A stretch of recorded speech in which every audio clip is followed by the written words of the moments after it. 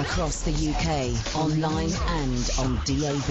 The mother of all talk shows with George Galloway. On Talk Radio, we'll get you talking. Listen up, comrades of the world. Unite! He's a weapon of mass discussion, and he's back on your radio. Get ready for a revolutionary rumble on your radio with the original George of the political jungle. Galloway, celebrate. The mother of all talk shows with George Galloway. Call me have a go if you think you're hard enough. Get it? On the radio station that gives power to the people. Talk Radio, we'll get you talking. It's Friday night and it's just after 7 p.m, so it's the mother of all talk shows. The last free space in the mainstream media. Here you'll find something different. Here you'll find something powerful. An educated, eloquent listenership and a presenter with the balls to say it like it is. It's going to be the mother of all talk shows. Controversial conversation and cutting-edge current affairs comment with the notorious B.I.G.G. The mother of all talk shows with George Galloway. On Talk Radio. Listen, this guy's a nightmare. He's not a great guy, folks. The country's going to hell in a handcart. The National Health Service is under unremitting attack. The international situation continues to deteriorate. The unelected British Prime Minister presides over us from an alpine retreat, and Boris Johnson is in control of our country. Meanwhile, the opposition is fully engaged on the mother of all purges. There has never been, in the entire history of these islands, a political purge like the one going on right at this minute in the Labour Party's London headquarters. Never have so many been purged by so few. Precisely 5, actually, though their identities remain a closely guarded secret. One thing is for sure, their goal is obvious. If I tell you, and I'm the first, I think, to tell you, that the number of Labour members now purged from voting in the Labour leadership election runs into the tens of thousands. Tens of thousands of their own members. That's the ones that escaped the court decision now. We're not talking about the same people. We're talking about Purge 2. Tens of thousands of people have been purged by a methodology which would have made George Orwell, author of 1984, shudder. They have employed software to troll the alleged, I'll come back to that word, social media musings of hundreds of thousands of Labour Party members going back at least to 2013. The software is programmed for key words, just like Operation Tinkerbell long ago in the annals of the U.S. National Security Agency, to seek out key hot words. In this case, those words include my name. They include the Green Party name. They include Caroline Lucas's name. And they include the name of the Foo Fighters. Now, I somehow have missed the body of work of the Foo Fighters, but friends of mine tell me they're a real fine band. No one has been able to tell me why saying on Facebook that you effing loved the Foo Fighters could conceivably be a reason for the Labour Party to suspend your membership. But that's what happened to Catherine Starr, a young woman, a former Liberal Democrat supporter in 2010, who joined the Labour Party, is in good standing in the Labour Party, but she effing loves the Foo Fighters, and that just ain't good enough. They said their problem was Trotskyism, but actually their problem is Stalinism. Stalin himself could not have presided over a more ruthless, merciless purge as the one that is currently underway in the Labour Party, minus the blood, at least so far. We're trying to reach Catherine Starr to find out just how much she effing loved the Foo Fighters and why that might be a reason for suspending her from Labour Party membership. We're trying to reach Ronnie Draper also, who's the leader of the Bakers Union. Do not mess with the Bakers Union. That would have been my advice to the Purge Committee of Five, the Gang of Five, the Foo Fighter Purge 2016.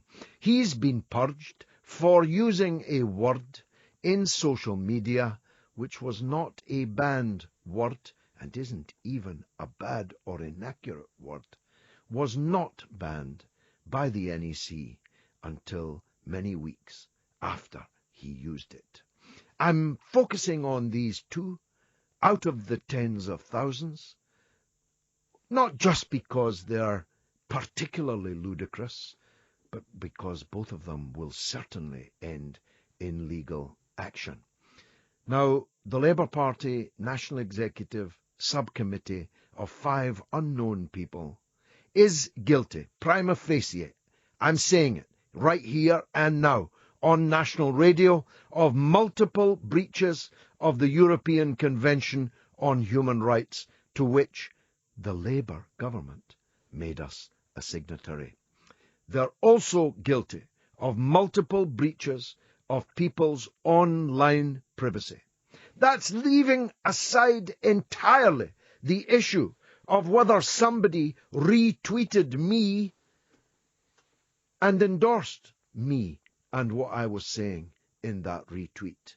Because, of course, I've got to tell you, a very large number of very prominent Blairites have retweeted me many, many hundreds of times. Not necessarily by way of endorsement. It leaves aside the issue of who was using the Twitter account, who was on the Facebook in the name of the unnamed tens of thousands of Labour Party members. These are, in a way, technical and legal points. The overarching scandal is that whilst the Tories are laying waste to Britain, this is what the Labour Party's head office is spending its time doing. The big ugly bear, Tom Watson, that we've been looking for weeks, with our net, with our big pot of honey, laying our traps, unable to catch him. He broke radio silence tonight to say, in the midst of all this, I want to confirm that I have no knowledge of any discussions with the Green Party about an electoral pact. Nero fiddling whilst Rome is burning. Now, as I've said here before, the Labour Party is bigger today than it has ever been in its entire history. It is bigger than any other Labour Party or Social Democratic Party anywhere in the entire world. And Corbyn hasn't even been in a year. He's very nearly tripled, 300%, tripled the membership of the Labour Party in less than 1 year. They're still winning elections. In Kelty, in Fife, the land of the SNP, an old friend of mine, Mary Lockhart, was elected yesterday in a famous by-election victory in Kelty, and Jeremy Corbyn, I saw, was in Scotland and pictured with her in social media this evening. So the struggle goes on, but it is being not just handicapped, not just shot in the foot, but placed in existential danger by the reckless conduct of its own national executive or a subcommittee thereof unknown, 5 strong. It is risking the entire existence. That's what existential means. It is risking the entire existence of a Labour Party 116 years old. It's very, very serious.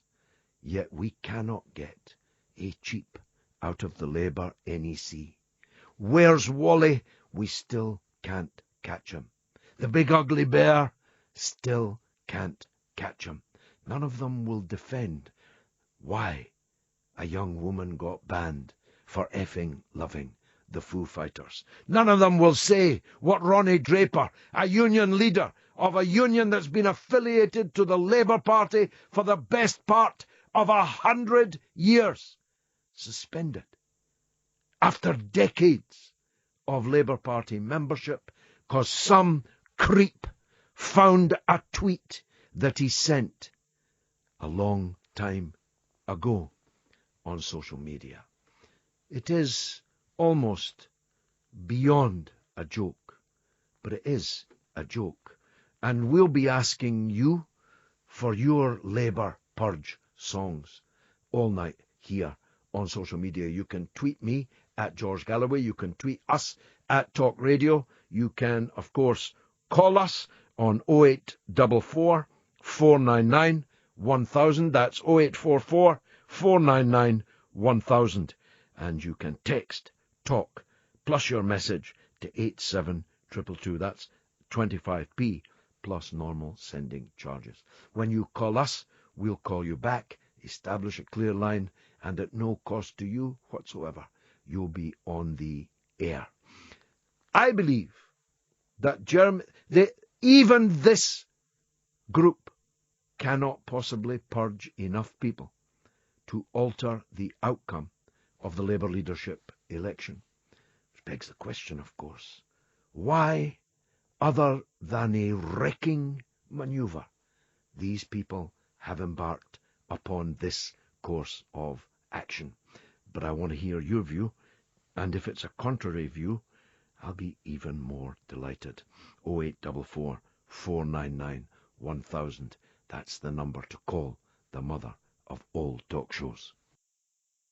Controversial conversation and cutting-edge current affairs comment with the notorious B.I.G.G. The mother of all talk shows with George Galloway. On Talk Radio. Listen, this guy's a nightmare. He's not a great guy, folks. I've got another confession to make. Well, what's wrong with effing loving them that much? I really don't know. What's offensive about the Foo Fighters?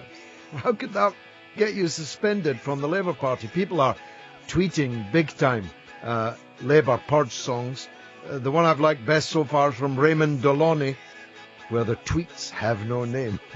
That's absolutely brilliant. And somebody says that it wasn't Wally at Glastonbury. He must like the Foo Fighters. No, it's not Wally that was at Glastonbury. It was the big ugly bear. Wally's way too slick to be at Glastonbury. Well, slick in a David Brent sort of a way. Now, the National Health Service is being murdered in plain sight by Theresa May and Jeremy Hunt and the Conservative government. And Labour is finding it difficult to do anything about it because it's, well, imploding, tearing itself apart. Jeremy Corbyn had a press conference on the NHS to launch a new policy initiative of Diane Abbott, the shadow health secretary, but it was wrecked by these low-life journalists who only wanted to talk about seats on a train. But one of the doctors who was there and who spoke at that press conference as a kind of warm-up for Jeremy Corbyn has been good enough to come on the show to talk to us about the plans that are being drawn up that could see savage cuts to NHS services across England. He's a junior doctor of 10 years, Dr. Rishi Dheer. Dr. Rishi, thank you very much for joining us. Thank you for having me, George. Now, because no one heard a word of the press conference, because they were more concerned with the phony war over Yeah. Traingate. Summarise for us, if you would, what was said there. So what was said was it was actually quite a groundbreaking day for the NHS because Mr. Corbyn was talking about renationalising the NHS. So what that means is it means scrutinising where the money in the NHS is being wasted, particularly in the form of PFI contracts, and reversing some of those contracts or making sure that they are strictly adhered to. What he talked about was taking the NHS, which is being privatised, and putting it back into public hands. Yeah, renationalising the NHS. Absolutely, absolutely. And it was quite ironic because there were 7 questions at the press conference, 4 of which were about Virgin Trains. And the footage which was shown of the so-called argument with the Sky News reporter, that was the 3rd question after one to BBC and one to ITV, both of which had been about trains. So that was the 3rd question in a row. So actually, I thought that footage was put up out of context. And secondly, Mr. Corbyn did answer the journalist's question. It was the journalist himself who was a little bit aggressive. So I felt that actually it was a little bit insulting that on the day that a massive NHS policy decision was made, with a doctor of 10 years experience there and a nurse present, that very little attention was paid to the actual underlying issue. Well, they don't give a toss about the National Health Service. That's the truth of it. Well, and there's a big job being done, isn't there, Yeah. to make people conclude that the NHS is in such bad shape that it can't go on in its current form. That's the game that they're involved in. I hear it from right-wing people all the time. They say, well, we love the NHS, but it can't go on like this. And what they mean is it's got to change to something closer to the American model, isn't it? Yeah, well, I think that's what they're looking for. It's a 2-tiered insurance system. And I believe particularly it's not necessarily that funds are not available. I think that it's that funds are being mismanaged and wasted.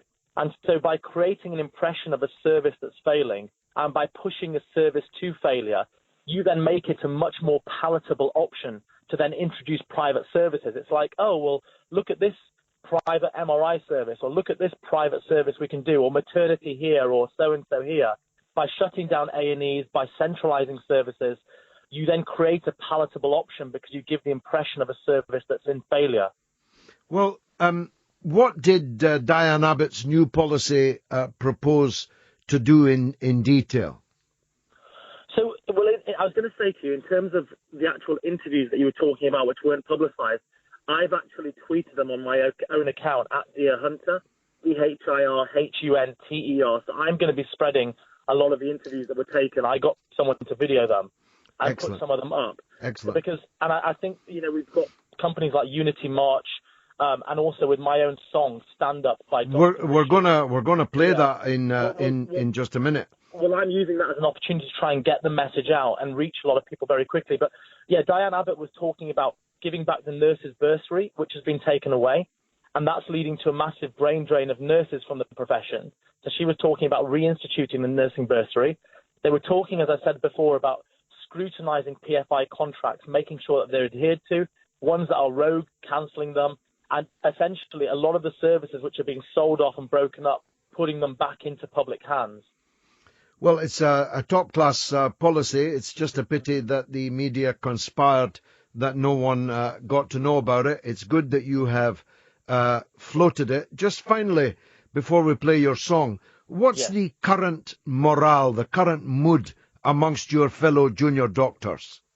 I mean, I'll be honest with you, George. The morale has been very bad the last few months. We've felt as a profession that we've been not only discredited, but devalued. I know a number of very good colleagues who've left the profession to go to Australia and New Zealand, which is incredibly sad, but I don't blame them because, number one, then it's becoming more and more difficult to do your job. One thing I wanted to highlight is as an orthopedic surgeon, I'm having to cancel 3 or 4 patients every week because of lack of beds, lack of resources. That's nothing to do with strikes. That's something that happens on a week-by-week basis. We're having to stretch ourselves so thinly across 5 days. And now we're being told that actually, this amazing 7-day service on a cost-neutral envelope where they won't put any money in. And I think we've seen earlier this week that has been exposed to be a complete sham. as well. So Hunt was told by his own officials that couldn't be done. exactly, and one thing I wanted to highlight as well is that he, on the basis of that policy, that 7-day policy, he has tried to push through and impose this junior doctor contract, which has brought forward the first ever complete strike in history.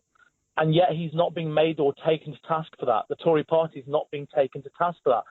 And yet we're hearing on every single newspaper about Traingate. Now, trains might be very interested, but I, as a member of the NHS, I'm not here banging about supporting Corbyn or supporting Smith. I'm banging about supporting the NHS. Why is this not a bigger issue? Why is the issue of a 7-day service being lied upon and being used as a basis to impose this contract? Why is that not the number one issue? I really do question that. Very, very good questions, and you've questioned it very eloquently. Dr. Rishi, dear, thank you very much for joining us. Let's hear a bit of your song.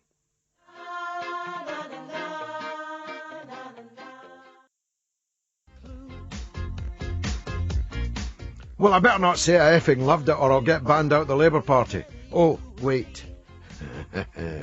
Foo Fighters coming up also throughout the evening in honour of Catherine Starr, the young woman who's been purged out of the Labour Party because she said on Facebook that she effing loved Foo Fighters. You couldn't make this up. Andrew Johnson says this will backfire big time.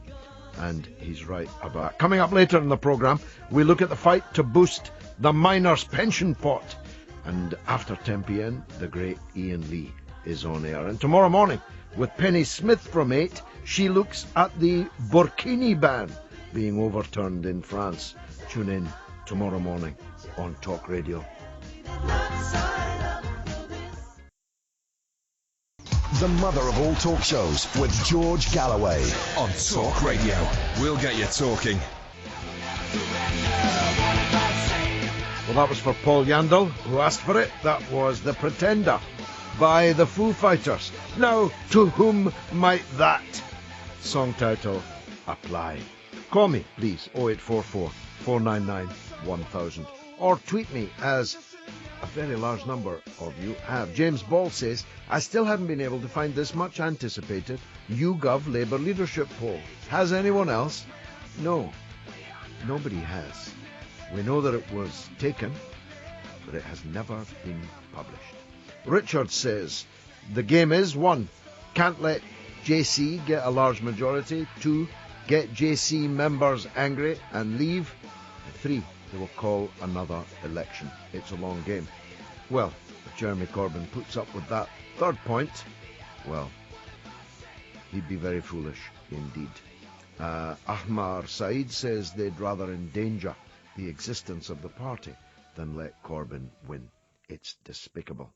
And lots more where that came from. So you can tweet me, of course, at George Galloway or at Talk Radio, and you can call on 0844 499 1000. Steve has from Nuneaton on this very subject. Steve, welcome to the show. Good evening, George. How are you? By the grace of God, I'm very good, but I'm rather cross today. About the purge? I'm kind of on fire about it. So go ahead, tell me what you think. Well, as far as I'm concerned, George, there's a strange paradox here because obviously people are very annoyed by being purged when they were able to be voting, but the paradox is you can't get annoyed because if you daren't say anything, because it might be considered you'll get expelled, infringement. Yeah. I mean, in the last 24 hours, you know I'm very active on Twitter. I have 255,000 followers. I tweet all the time. I do it myself almost all the time. And the number of people, Labour Party members, who have not been prepared to retweet me that normally do is really quite marked, because they know now that there's a software at the head office which is tracking who people and what people like or retweet on Twitter. You couldn't make that up. No, George, you couldn't. You know, that's an invasion of privacy. and human rights as well. Mind you, as far as Theresa May's going on, while everybody was trying to talk about Traingate, she was working feverishly to scrap the Human Rights Act. That's right, but it ain't scrapped yet. And the ECHR, European Convention on Human Rights, protects the right of all European citizens to freedom of thought and freedom of speech. And that has just been broken in tens of thousands of cases by this gang of 5 unknown people toiling away with their software in the Labour Party HQ, under supervision, of course. I mean, nobody's in any doubt, surely, that bigger forces than Wally Smith are behind this. These are real pros that are involved here. This is Mandelson, this is Campbell, this is Blair, this is big communications companies. There's big money in this. Very, very big money. Because it's very big stakes, Steve. Yes, it is big stakes, George. I mean, don't forget the war chest that's been put in for Labour tomorrow, which I think is over £250,000 to combat Jeremy Corbyn, and that's after he wins his election. Yes. So it just goes to show you what's really going on. Another point that I wanted... Go on. Another point that I wanted to make, George, is I heard some Tory crowing on the radio today about how Theresa May really severely dealt with Jeremy Corbyn at Prime Minister's questions, and it just absolutely got my blood up. You know, the one with the unscrupulous bad boss's jibe. Yes. You know, what an insult, George, to all those exploited in zero-hour contracts, part-time work. Some people doing 2 or even 3 jobs to survive, to a man tirelessly promoting their causes. And you're absolutely right, Steve. You're absolutely right. And the worst kind of unscrupulous bossing imaginable. You just ask the police, or bad at the job, how about their immigration success?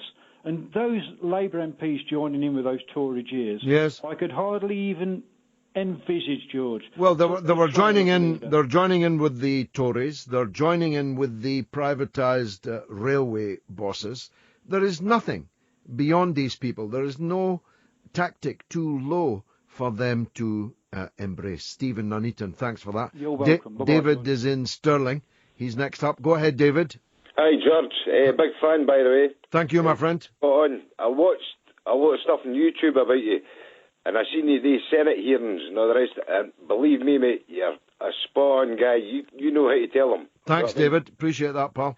Right, for a start, I'm an American Bulldog owner, right? So I'm not even going to apologise because he's a brilliant dog. He's a part of the community.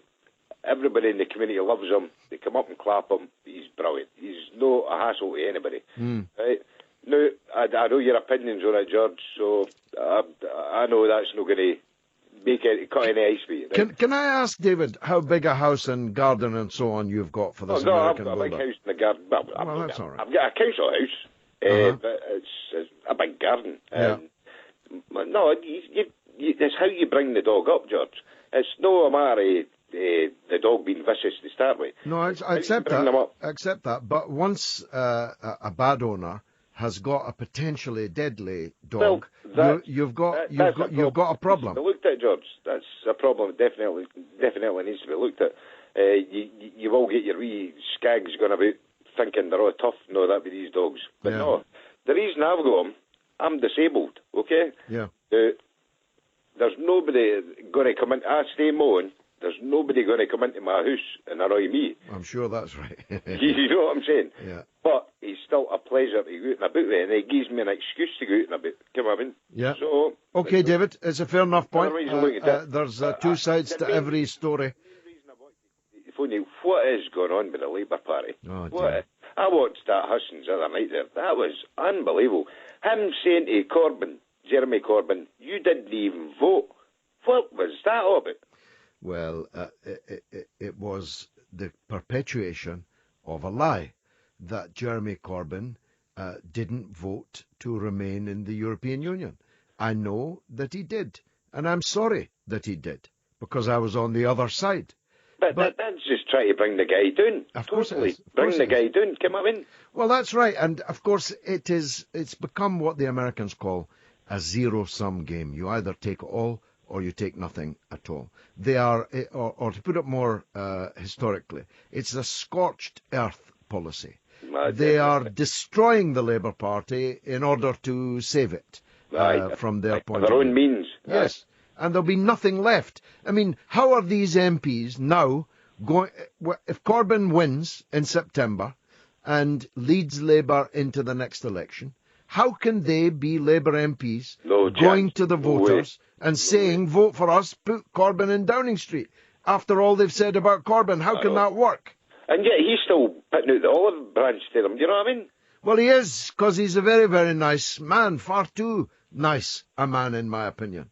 And I do hope he needs to toughen up. I do hope he's gonna toughen up, and after this is over, he's going to take the measures that are necessary, David.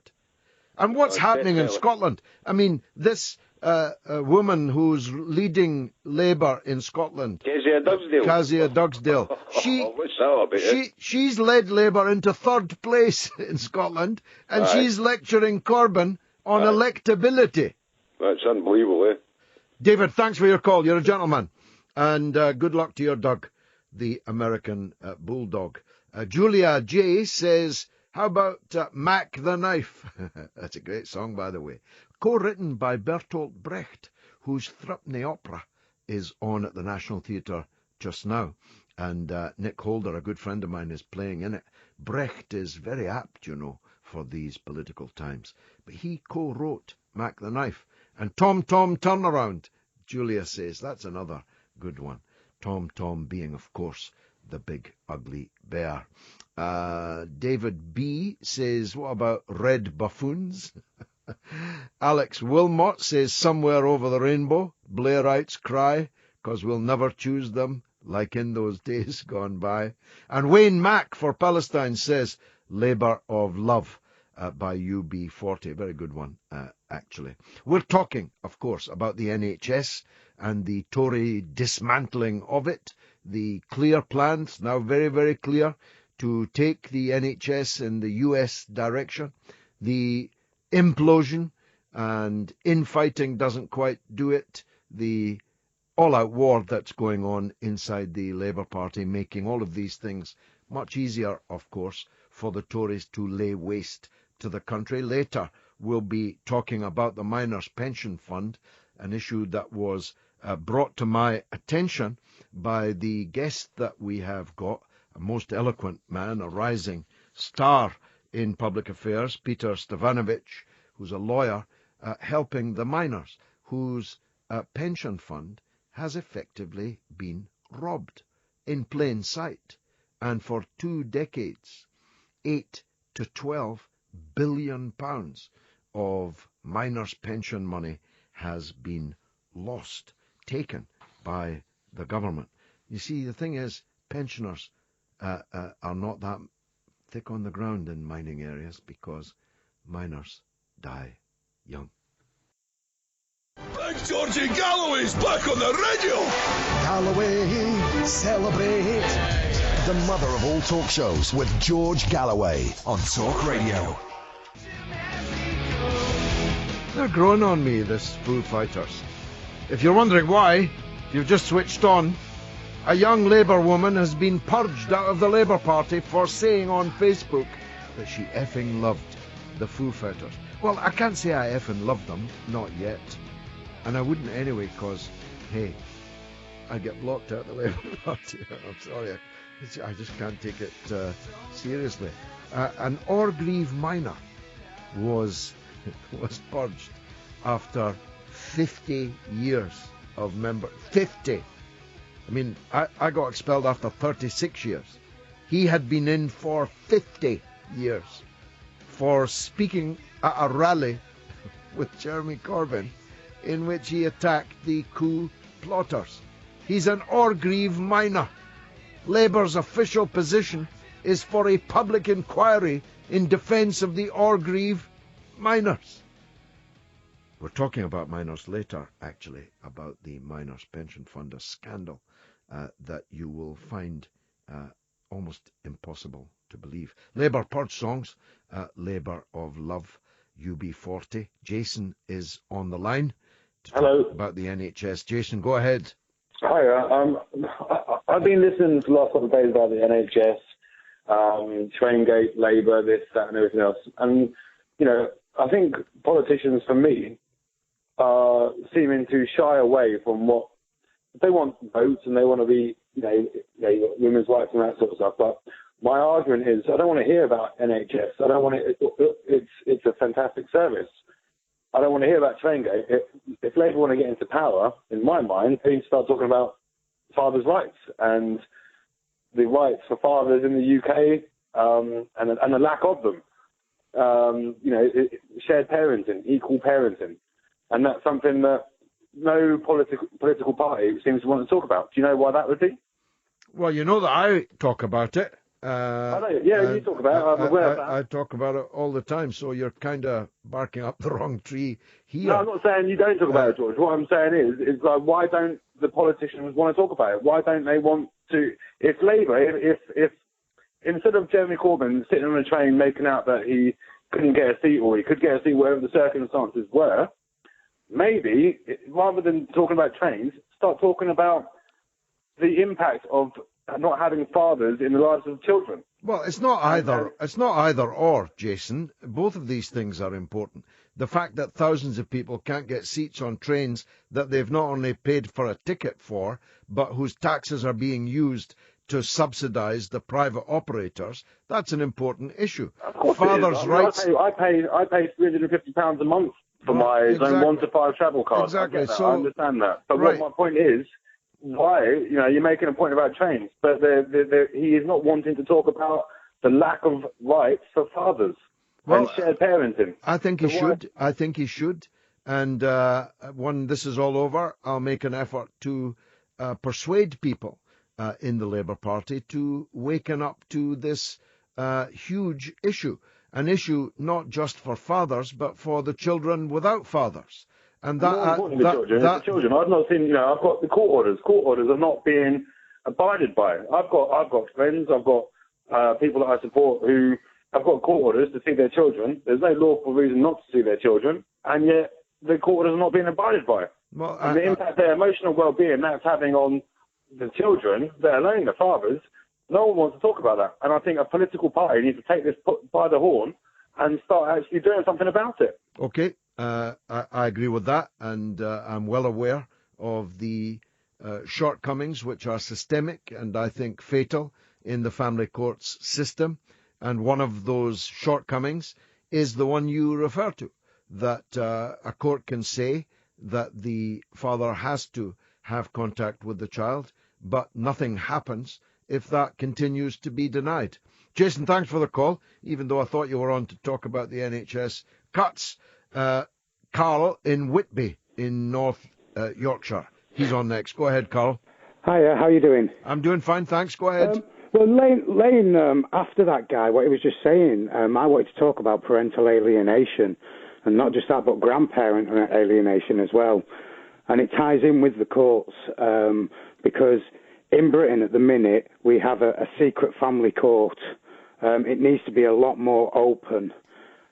Since legal aid has gone, harassment orders and non-molestation orders have risen by 40%. Guys aren't able to defend themselves, and there are a lot of mums out there that are making false allegations and using the domestic violence legislation to keep dads away from the kids and using them as a weapon. Yeah, this is something that we really need to bring to the forefront. You know, I think it's really important that this is addressed both in Parliament and probably the House of Lords, because the law does need to change. I think it's really hard to get it across, you know, how important this is. We're part of a group on Facebook called Dads Against Double Standards. We have 7,000 members. We're not a haters, we're a support group. And we found that a lot of the people that are our members it's the same story over and over and over again. It's just the names that are different. Mum and dad split up. Mum takes away the children, moves from relationship to relationship to relationship, taking the children with them. Alienating the father, but not only the father, possibly the father's other children, grandparents, aunties, uncles. When a child's brought up that way, they tend to go off the rails a bit, a child that is in a stable environment, possibly marriage is the best environment, they thrive better. And I think it's really important that we get this message across. Well, I'm the only parliamentarian who did take it seriously. As you may or may not know, I introduced the most successful ever motion before the Parliament, which achieved over 100 MPs' support, including some very prominent members of Parliament. This is not actually what we're discussing tonight. I don't know if this is an ambush, the proverbial or the metaphorical camping on my roof. But in a way, I'm the wrong person to be pushing on this. First, because I'm no longer in Parliament, at least not at the moment. And second, because, hey, I'm on your side on this. But let's get one or two things straight. There is domestic violence, a lot of it. The problem of the lack of legal aid in the system is one of its many shortcomings. Neither the father nor the mother can get legal aid in the interminable, labyrinthian family court system unless the woman claims that there has been domestic violence, at which point legal aid becomes available. And there is no doubt that sometimes that is abused.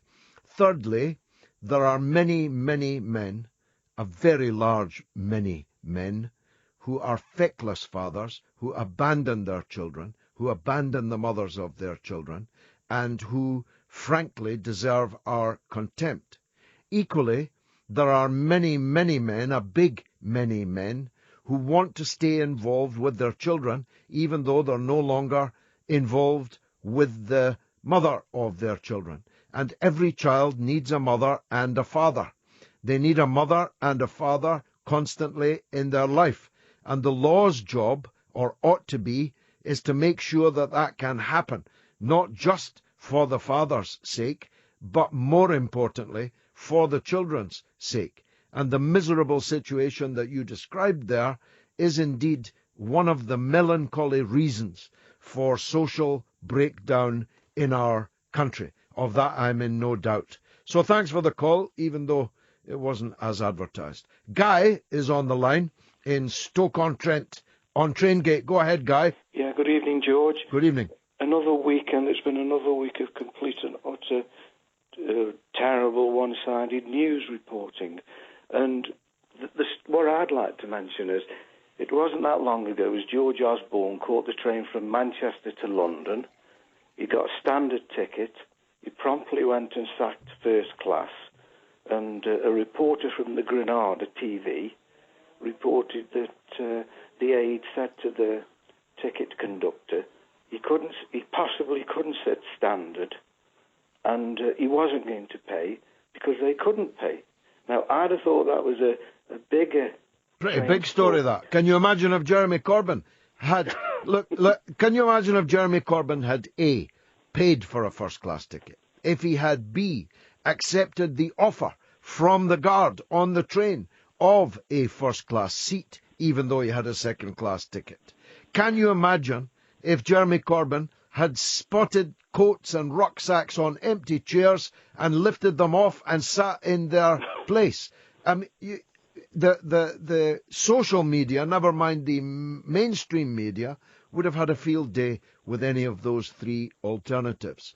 But this was an example, just the latest example, maybe the worst recent example, of the absolute abandonment on the part of the British media of any pretense at political balance, at any pretense at being fair. This is a witch hunt. It's an all-out political assassination attempt against the elected leader of the Labour Party, who happens to be the Right Honourable Jeremy Corbyn, the leader of Her Majesty's loyal opposition, and deserving at least of a proper hearing. But now, hearing he has none, Guy. No, I've got another more bizarre one. Talking about George Osborne, which I don't know why I know these, remember this nonsense, but apparently George Osborne's favourite gig was when he went to watch a band called NWA. Are you aware of NWA? I am, but I'm going to draw a veil over it. right now. Across the UK, online and on DAB. We are Talk. Talk Radio. Give it some lip. Talk Radio. 0844 499 1000. That's the number to call me on the mother of all talk shows. We're talking minors next, but after the news. Across the UK, online and on DAB. The mother of all talk shows with George Galloway. On Talk Radio, we'll get you talking. Listener comrades of the world, unite! He's a weapon of mass discussion, and he's back on your radio. Get ready for a revolutionary rumble on your radio with the original George of the political jungle. Galloway, celebrate the mother of all talk shows with George Galloway. Come have a go if you think you're hard enough. Get it? On the radio station that gives power to the people. Talk Radio, we'll get you talking. Well, power to the people we certainly have between 7 and 10 every Friday night with the mother of all talk shows. So spread the word, and above all, use it. 0844 499 1000. That's the number to call to let me know what you think. Coming up, the theft of the pensions of Britain's miners. Come have a go if you think you're hard enough. Get it? The mother of all talk shows with George Galloway. On Talk Radio, we'll get you talking. The Tory government didn't just destroy the miners' union. It destroyed the mining industry when we had 1,000 years of coal under our own feet, making us dependent thereafter on imported foreign coal, on imported foreign owners of nuclear power plants, on oil that we had to go halfway across the world to fight wars in order to protect our right to raid their oil under their countries at our prices. The devastation that all of this left in the wake of the defeat of the miners in 1984-5 and the desolation row that most mining areas became, not just in South Wales, the most obvious ones that I know well. I declare an interest. I'm an honorary member of the National Union of Mine Workers, South Wales area, Mardy Lodge, since 1982, in fact.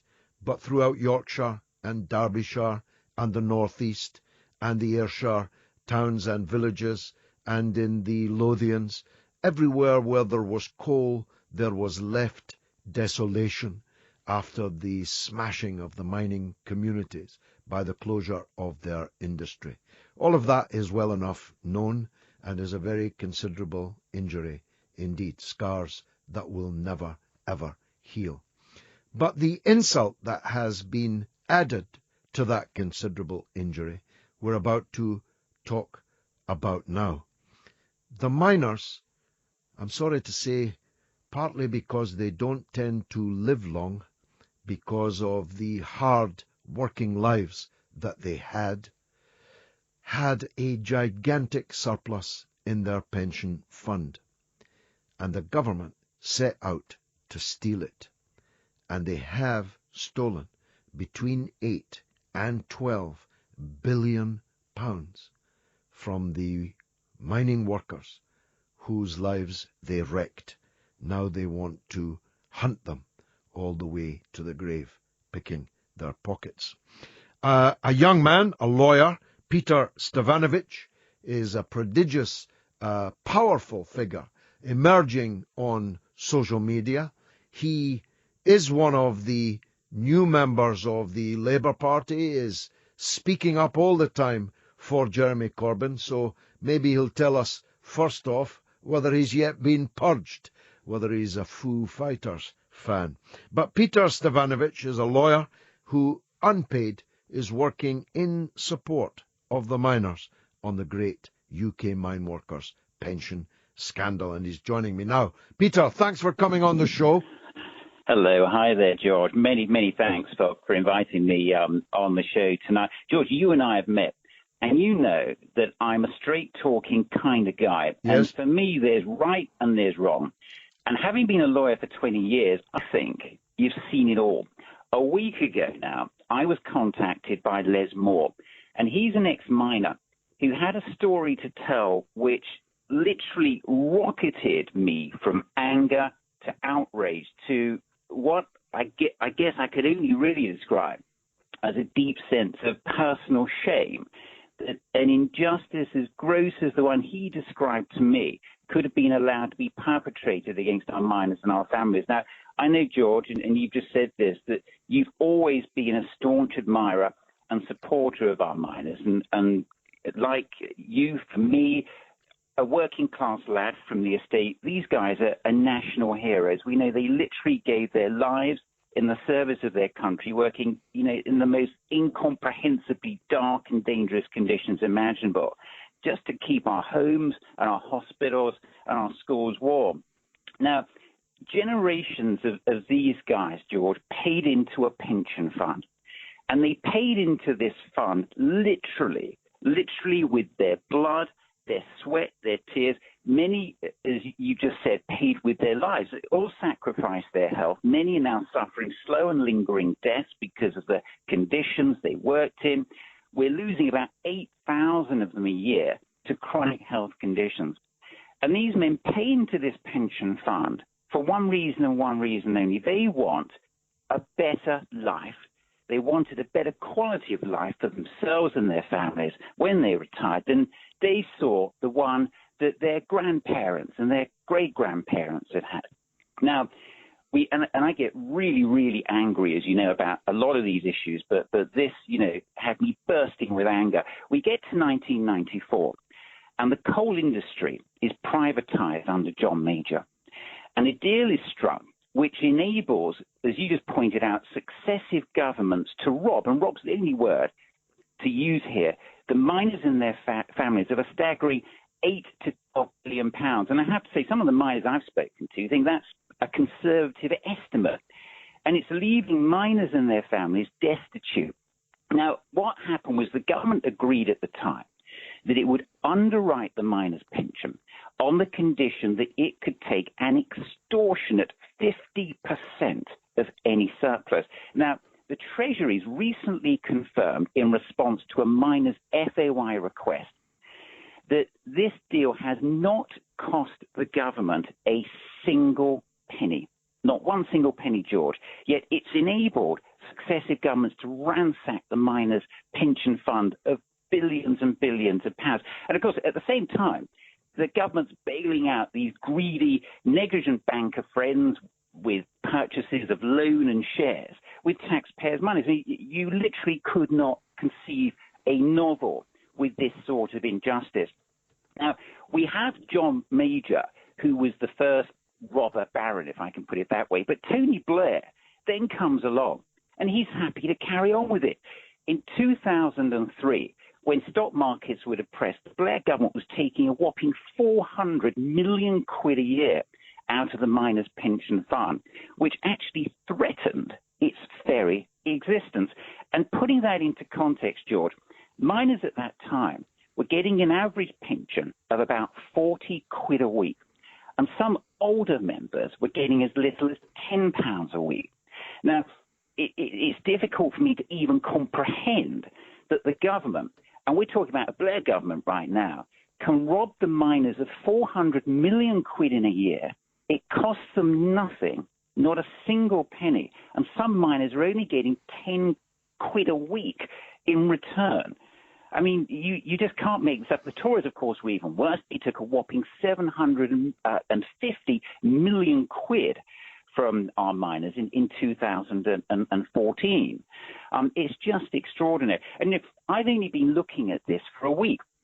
So what I'm still trying to do, George, is put all the pieces together as to how our miners, and we're talking at the time 400,000 of them, could have been duped and ripped off in this way. Now, from what I can actually find out, and there's very little information out there, and we can talk about this in a moment, but from what I can find out, it appears that two of the parties to the deal were the government and British Coal. But, we have to remember that at the time, British Coal was still a nationalised industry. So in reality, the government would have been negotiating with itself there.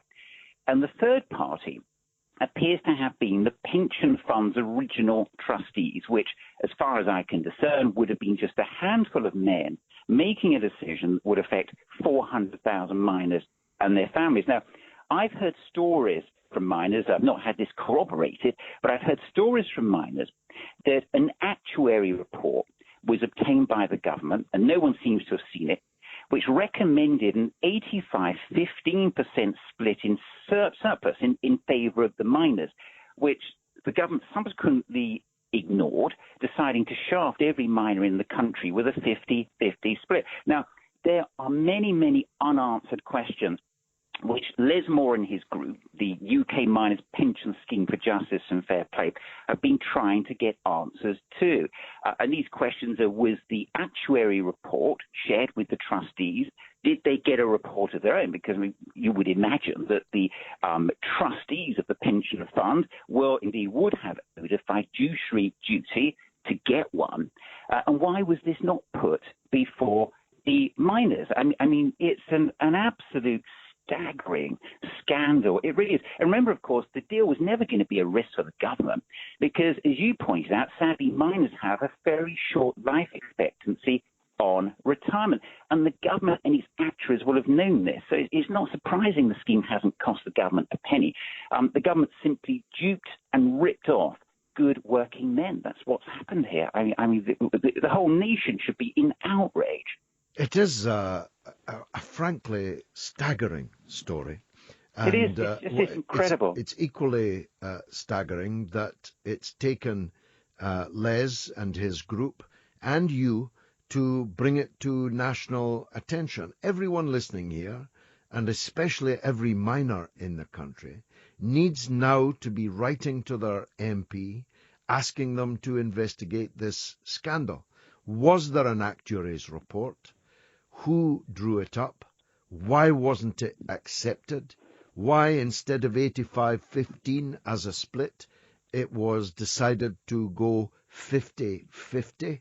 Why miners on very miserable pensions have lived, and many of them will have died, in poverty with pitiful pensions, when that kind of surplus could have made their last years on earth more comfortable after the hard-working life and the trauma of the strike and the closure of the industry and so on had taken. What happens now? What's the next stage from the point of view of the campaign group and you? Well, my view, George, is that there should be a public inquiry. There is no other way that our miners are going to get these questions, these unanswered questions, answered. There should be a public inquiry. And I believe that there should be a renegotiation of the 50-50 split of the pension surplus to make it more equitable. And I think miners and their families should be reimbursed the loss this gross injustice has inflicted upon them. Now, there is going to be a rally in Liverpool, and every miner out there and every member of the public that wants to support the miners should know this. It's going to take place in Liverpool on the 27th of September at 12 noon in Derby Square. And I think this is going to be the largest gathering of miners and their families since the 80s. And, you know, to put this into context, I suggested to Les Moore, why not a march? Why a rally? And he said to me, Peter, we can't have a march because most of us are knackered by the job. We've got knackered knees, we can't walk, we've got chronic lung conditions, you know, we're literally dying. These poor guys, you know, literally gave their lives for this country. And we now have to stand with them. And you kind of hit on another thread of the story a moment ago when you were saying, you know, why did it take me and you to get this into the public domain? Les and his group contacted me last week quite simply because mainstream media was refusing to answer their call for help. And we know 81% of mainstream media in this country is now owned by, 6 different corporations, all with its own political agenda. None of them were interested in helping our miners. Not many of them give much thought to the miners now or yesterday. They don't care, George. And Peter, I've got a break now, so give me that date again. In Derby Square in Liverpool. It's the 27th of September. 27th of Derby September. Square, Liverpool, 27th of September, and we need the entire country to be there for our miners. I give you a promise that I will be there. Now, we did ask the ministry to put up a spokesman, but they were unable to. However, they have provided this statement. The government has given considerable financial support to the mining industry to date and continues to guarantee that pensions will be paid. Those who are members of the Mine Workers Pension Scheme have received pensions approximately 30% larger than would have been the case without the guarantee, and these will continue to rise in accordance with interest rates. What do you say to that, Peter? I tell you what I say to that. It's almost like a silly analogy that someone gave me during the week, and the silly analogy was some guy said to me, "Well, look, miners asking to have money back is a bit like someone saying to their house insurer, 'I want money when they haven't had a fire.'" But it's not. This is like you having house insurance for a fire. And your insurer says to you, "I want 50% of the equity in your home, whether you have a fire or not, and I'm going to keep that 50% equity." This is an absolute scandal. We want to know how a deal could have been struck wherein the government is able to lift out of the miners' pension fund probably, I would say 15 to 20 billion pounds. It doesn't cost the government a penny, and the government knows it's never going to cost them a penny because our miners have such a short, sad life expectancy.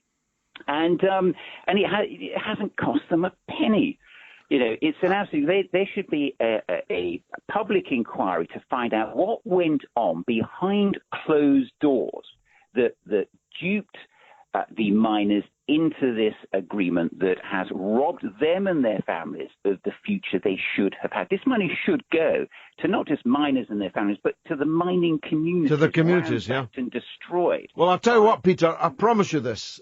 Now that you have brought this to my attention, as it was brought to yours, I'm never going to let it go. It's a matter of honour. That's Peter Stavanovich, an extraordinarily powerfully persuasive advocate for the miners and indeed for Jeremy Corbyn, and typical of the new layer of activists that have become involved in politics in the Corbyn era. And I think any of you who heard him tonight agree with me that he's a very eloquent and persuasive man indeed. Come have a go if you think you're hard enough. Get it? The mother of all talk shows with George Galloway. On Talk Radio. We'll get you talking. Somebody sends an SMS, Peter in Glasgow in fact, says, "George, go and just call the revolution. That lawyer was amazing." Thanks for that. He was indeed. Let me take one or two more before I... Well, Adrian says, Owen Smith wanting to sit with ISIS is upset less. The media, let me start again. Owen Smith wanting to sit with ISIS upset the media less than Jeremy wanting to sit with his wife. Well, Adrian, you says quite brilliantly. Even I'm bored with the train thing now. Cuts to NHS is a major worry, says Steve. And Kevin says, the NHS should be set in stone. Welfare and policing first. Anything else whilst those are in need is misappropriation. James Ball says, I voted via email ballot for Corbyn a few days ago. I will not be shut up by nameless cowards in any executive committee. And my clever young men, Edward and Rudd, have... I've got to say this. You guys are red hot. No sooner had that thought crossed my mind, Here's a tweet from the bear himself on the 31st of March, 2014. And it reads, "I'm having a Foo Fighters day. This does not happen often," says the bear, and it includes a little video of the very same Foo Fighters. So, the deputy leader of the Labour Party, he doesn't effing love them, but he does have Foo Fighters days, and he does perpetrate their music upon the followers of his Twitter feed. Yet, Catherine Starr has just been purged from the Labour Party because she effing loves them. Ray, my old pal in Pontypridd, nothing he doesn't know about the miners. Go ahead, Ray. Ray, are you there? Oh, I hope I haven't lost him. Ray. Okay, let's go on to Lizzie in Gloucester on the NHS. Lizzie, welcome. I've not got her either. Okay, I've got no calls because the desk is broken. My clever young men were too busy searching the Twitter feed, historic Twitter feed of Tom Watson, in order to give me what I asked for, that they've broken the desk. But keep calling, because we'll get back to you. 0844 499 1000. We'll talk to Ray and we'll talk to Lizzie just as quickly as we can. Tiggs has tweeted, "Give Owen Smith and Pfizer credit for leeching off the NHS. It's hard for me to give credit to Pfizer." You get my drift. And Fintan, who's a very clever man actually, says, "Call it out, George. This election is not free or fair. If there were foreign observers observing this process, Fintan, they would undoubtedly have to declare it null and void. I've been on many election observer missions, some of which I even led. Glenys Kinnock worked under me one time on the elections in Cambodia. I know about elections. I know what is free and what is fair, and I know the standards that international observers will apply. And this election does not meet them. What you've got is a National Executive Committee, some of which has already been voted out of office and is in the last 4 weeks of its power, setting up a gang of 5 with their software, trawling through the social media outpourings of hundreds of thousands of people looking for trigger words and actions. And anybody who falls foul of them is just purged. And of course, eventually they can get into a court if they've got the money. And eventually they could only win their case.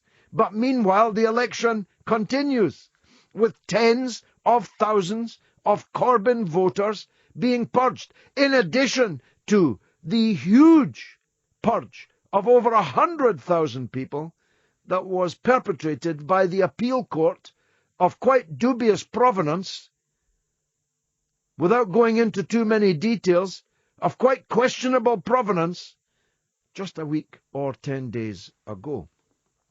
That was the first purge. This is purge 2. What comes next? Is it thought crime that will be investigated next?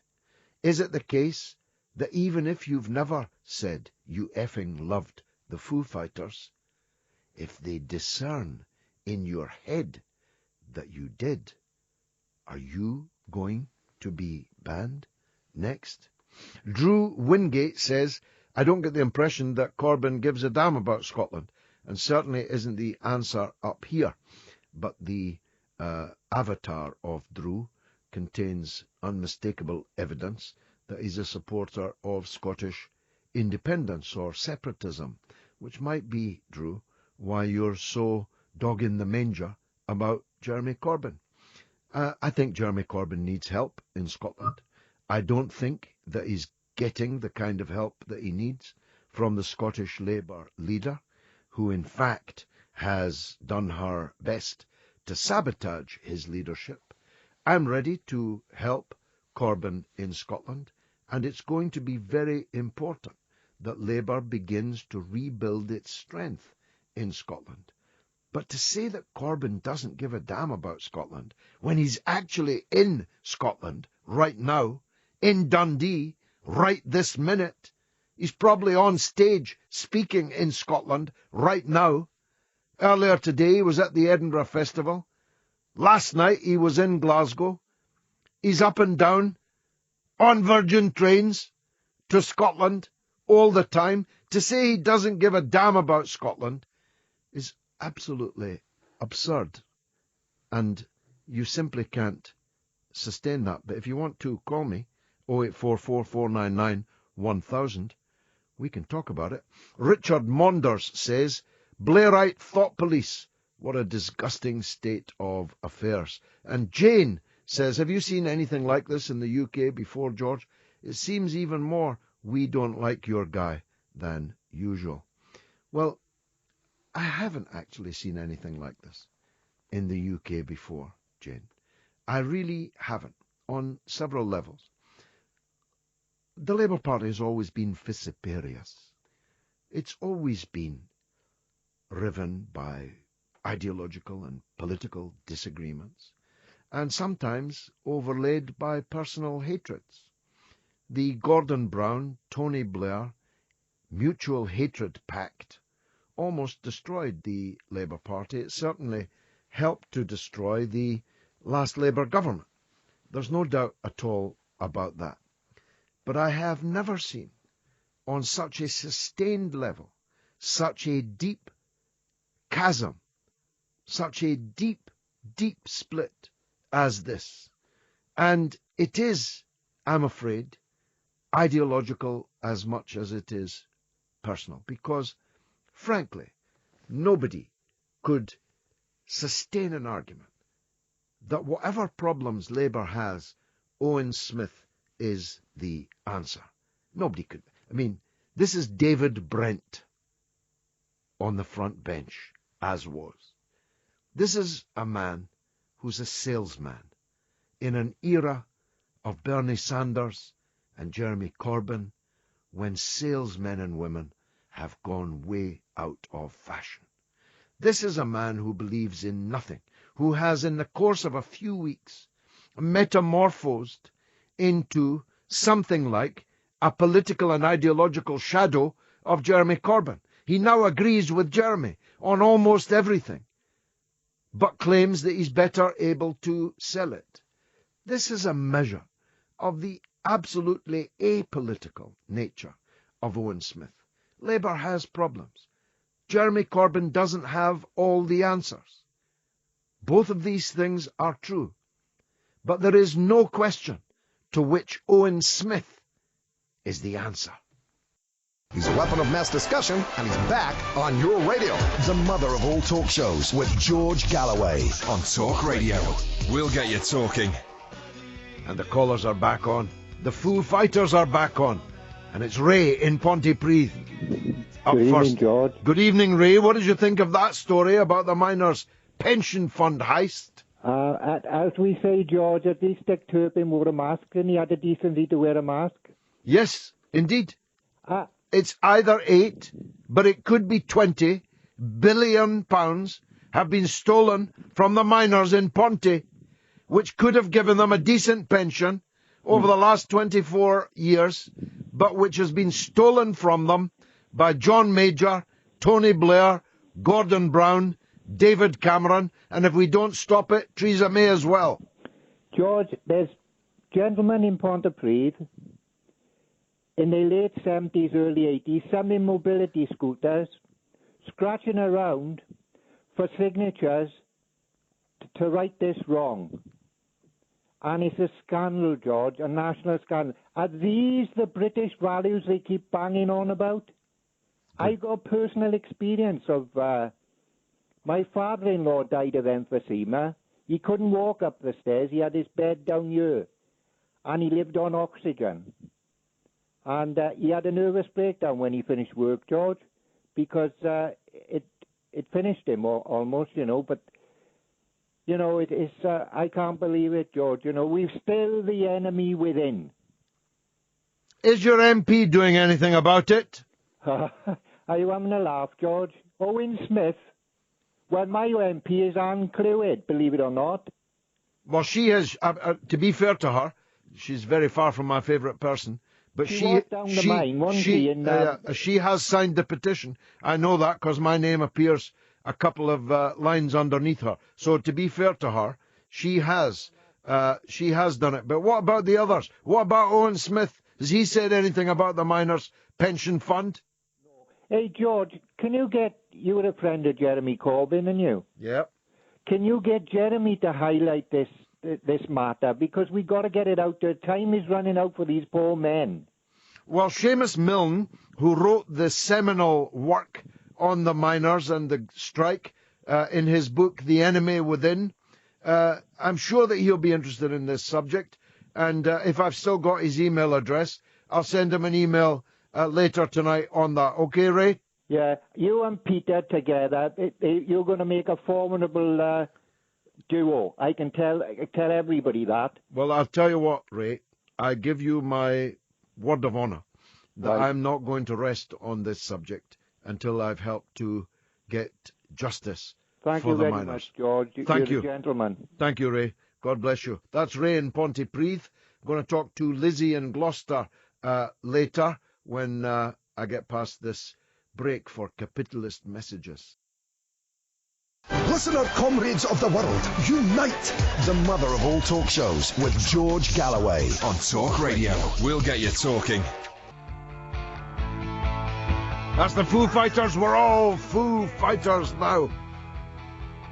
And that means we'll probably all get purged. Tony Hughes says your phones have been purged. That's because of a slight technical breakdown that we had, because my two clever young men were so keen to find evidence of the big ugly bear being a Foo Fighters fan that everything just sort of jammed up. But we're back on track. And Lizzie in Gloucester is next up on the NHS. Lizzie, welcome to the show. Hello, George. How are you? I'm good, thank you very much. Sorry we lost you earlier. What would you like to say? Well, I wanted to say that I'm also a new member of the Labour Party, like Peter, and together with Peter and Dr. Rishi and another group called What Med Media, we've been trying to get these issues aired and get them heard by people. Well, you're doing a fantastic job. If you're part of that group, you're doing a fantastic job. Unity March, we're called, and there are 2,000 of us, mostly disabled and people unable to get out of their home. What they do is they felt worthless, and what happened was we got together and we said, why don't we use them as warriors? So they're called Unity Warriors, and they broadcast everything that we produce. They broadcast it across the internet. You see, this is the power that we've now got. Yes. We never had this before. Well, no, and really, I think it's all born from Jeremy Corbyn's propulsion into the position that he's now defending. Yeah, and we've now got, and that I accept 100%, and we've now got the tools. If I tell you this, Lizzie, if it doesn't make me seem too old, got to be careful because the wife thinks I'm only 45. When I was first elected to Parliament, there were no computers, therefore no emails, there was no internet, there were no mobile phones, and fax machines hadn't even been invented. And now they're extinct. So that's how far we've come. We now have the opportunity of using the tremendous power of people who can't get out of their homes for whatever reason. These people can be useful, feel useful, and be useful in spreading the word everywhere.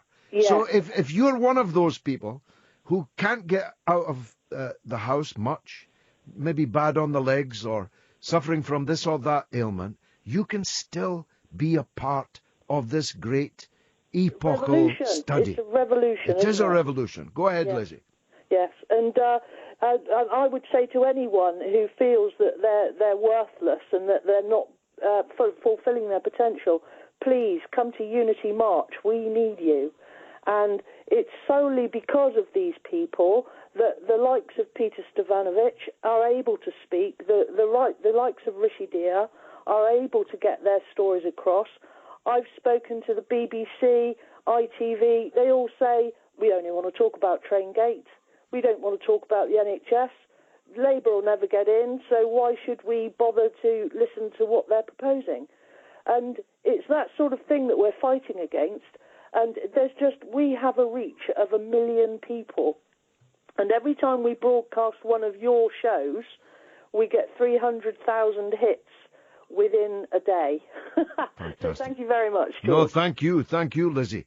Now listen, George in Chester wants to refute my comments about the purge. This will be worth listening to. Go ahead, George. Oh, hello, George. Hello. Yes, go ahead, sir. Go ahead. I'll just say that you have a very good name. I think that's about the one compliment I can say. Basically, I will not take advice on someone who's a sexist, racist, rape apologist, to be perfectly honest. You know that that's defamatory, and I have your telephone number, George. I'm very sorry, John. I'm just saying my opinion of what you've said can easily be interpreted in that manner. You have just made seriously defamatory allegations against me on national radio, and I have your telephone number. So let me give you this opportunity to withdraw and apologize for the grossly defamatory, libelous statements that you have just made. Okay, if I'll make you happy, I withdraw that remark. All right, now get off. Get off. Then now, get off. Now you, get off the radio, because you are a bottom-dwelling slug. And if you want to sue me for that, go right ahead, because you've got my telephone number too. Now, Sally says, Labour purge songs, we all live in a state-controlled regime, sung to the tune of We All Live in a Robbie Fowler house. Thanks very much, Sally, for that. Very, very good indeed. We're still getting loads of these. Mike Nivad says no matter what he would have done, the spin doctors would have put it through their microscopes to find fault. That's absolutely true, of course. I've done this one already. This is from Edward. Thank you, George, on behalf of the UK Miners Pension Scheme for Justice and Fair Play Association. Thank you for everything that the miners have done in this country. The Mayor of West Yorkshire, I think, I'm not sure if he really is the Mayor, says, George, we both know the destruction of coal was EU policy, nothing to do with Blair. No, of course, it was Margaret Thatcher and John Major who destroyed the coal mining industry, and not because of the EU, at least not largely, mainly because they hated the miners. Abdul says, George, even if he didn't, he's doing 1,000,000 times more for us peasants than those selfish Tory muppets. Marie McFarlane says, Jeremy Corbyn is loved in Scotland. We've had enough of the intellectual thuggery from Blairites, tartan Tories. And Tom in Enfield says, George, you pay a disservice to David Brent in comparing him to Wally Smith. At least Brent means well. It isn't nearly as insincere. Let me sincerely apologize to David Brent for any offence that has been caused. I support Corbyn, says, I just don't understand how people that say Corbyn is unelectable think that Smith is electable. The mind boggles. Listen, Jeremy Corbyn has won every election that's been put in front of him. 4 parliamentary by-elections in 1 year, all of them won by Labour, 3 of them with increased majorities, and the only one where the majority dipped slightly was in Owen Smith's next-door constituency in South Wales. Labour under Corbyn won the London mayoral election, the Bristol mayoral election, and although I took a completely different view, the great majority overwhelming majority of Labour voters voted to remain in the European Union. And it is simply wrong. It's untrue to say that Corbyn is some kind of electoral failure. Now, he has some distance to travel, but of course, that's not his fault. It was Gordon Brown and Ed Miliband who brought the Labour Party to this sorry pass. Matthew's on the line, on Owen Smith. Go ahead, Matthew. Hello, George. Hi there. I'm a big fan of yours. Thank you very much for everything you do. I just wanted to say I saw Owen Smith on the telly the other day, and I can't believe that the front of the guy is talking about second referendums and whatnot. And I come from Wigan in the north. That shows real respect for democracy, doesn't it? Exactly, and I come from a long-held Labour seat from Wigan in the north, and predominantly a working class area, and I just despair at where the Labour Party's gone. I really do. I see no way out of it, and to have Owen Smith come on and I know from a lot of the people I know were Brexit voters, and to have him come on and offering up second referendums, I mean, have they just completely lost the touch, these Labour, Parliamentary Labour Party? Matthew, Labour has a problem in UKIP stealing millions of Labour votes. And that's going to get them back, isn't it? By Labour kicking them in the teeth, kicking the 17.25 million British people that voted to leave the European Union in the teeth by saying, we're going to keep you voting until you vote the way that we say you should. There's nothing more annoyed me more lately than that, George. You couldn't have put it any better. It's just absolutely disgraceful. I just can't believe it, how far the Labour Party's sunk. I really can't. And I don't see any real voice apart from Corbyn. But I don't see how, even if, Corbyn's going to win this, I think. Well, that's no longer a foregone conclusion, because tens of thousands of people have been purged, and there's still another month of this to go.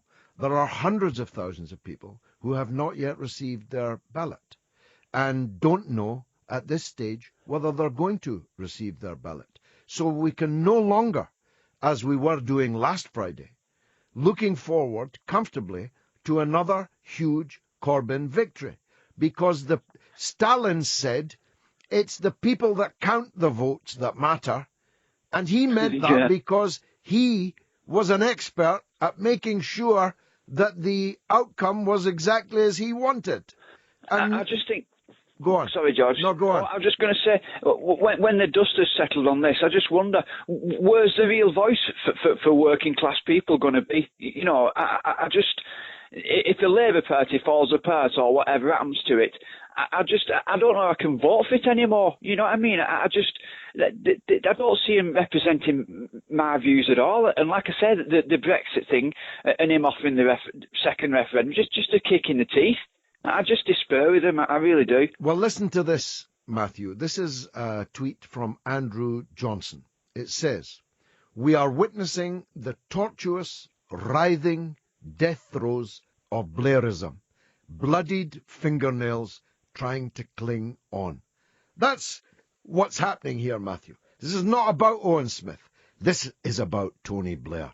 This is about Blair and Mandelson and Campbell and that clique that took us into the cataclysm so perfectly denounced by the Chilcot report, which was wiped off the public relations map within 2 days by a coup by Blairites in the Labour Party. I mean, do you think, George, on a personal level, some of these MPs who are against Corbyn, do you think do they know how the constituents feel? Do they know how many people voted to leave and, the kind of support Corbyn has? Let me just run through a few of them, Matthew. The great majority of voters in Owen Smith's constituency voted leave.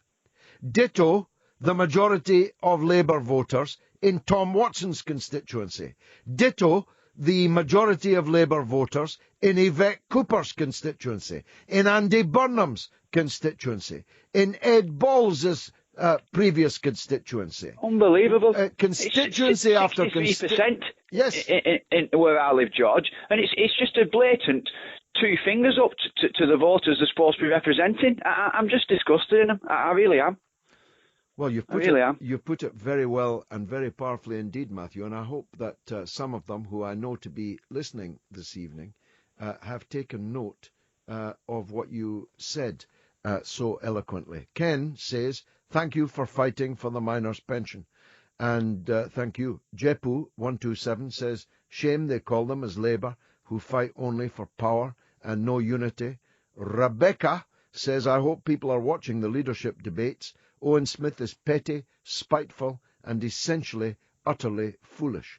Rebecca, he's as empty as a shop window mannequin. Mark says, I'll retweet you, George, as I'm one of the 130,000. That's those that were banned in Purge number 1.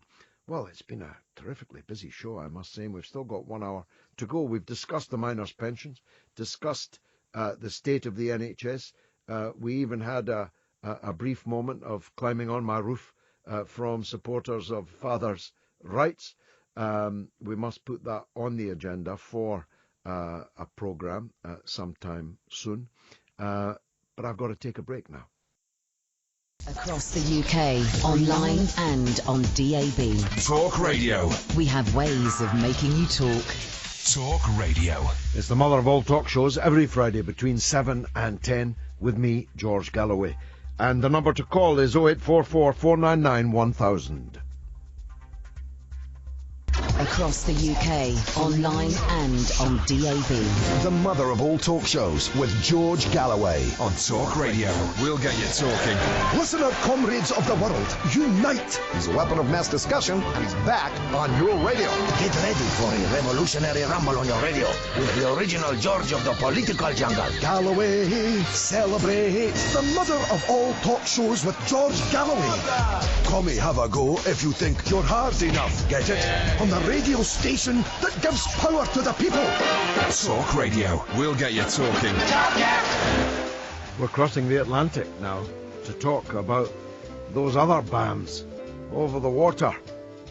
It's Godzilla 1 versus Godzilla 2, if you ask me. Donald J. Trump versus Hillary R. Clinton. But we'll be talking to the sage, John Le Boutillier, so he'll set me straight if I've got this wrong.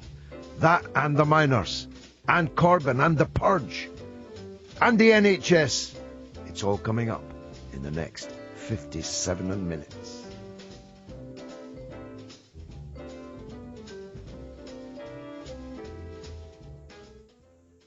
Well.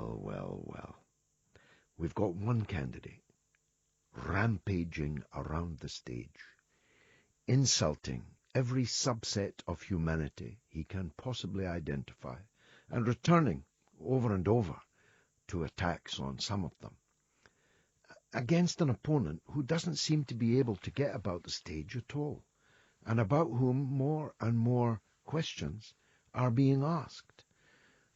They are both officially the least liked presidential rivals in U.S. political history.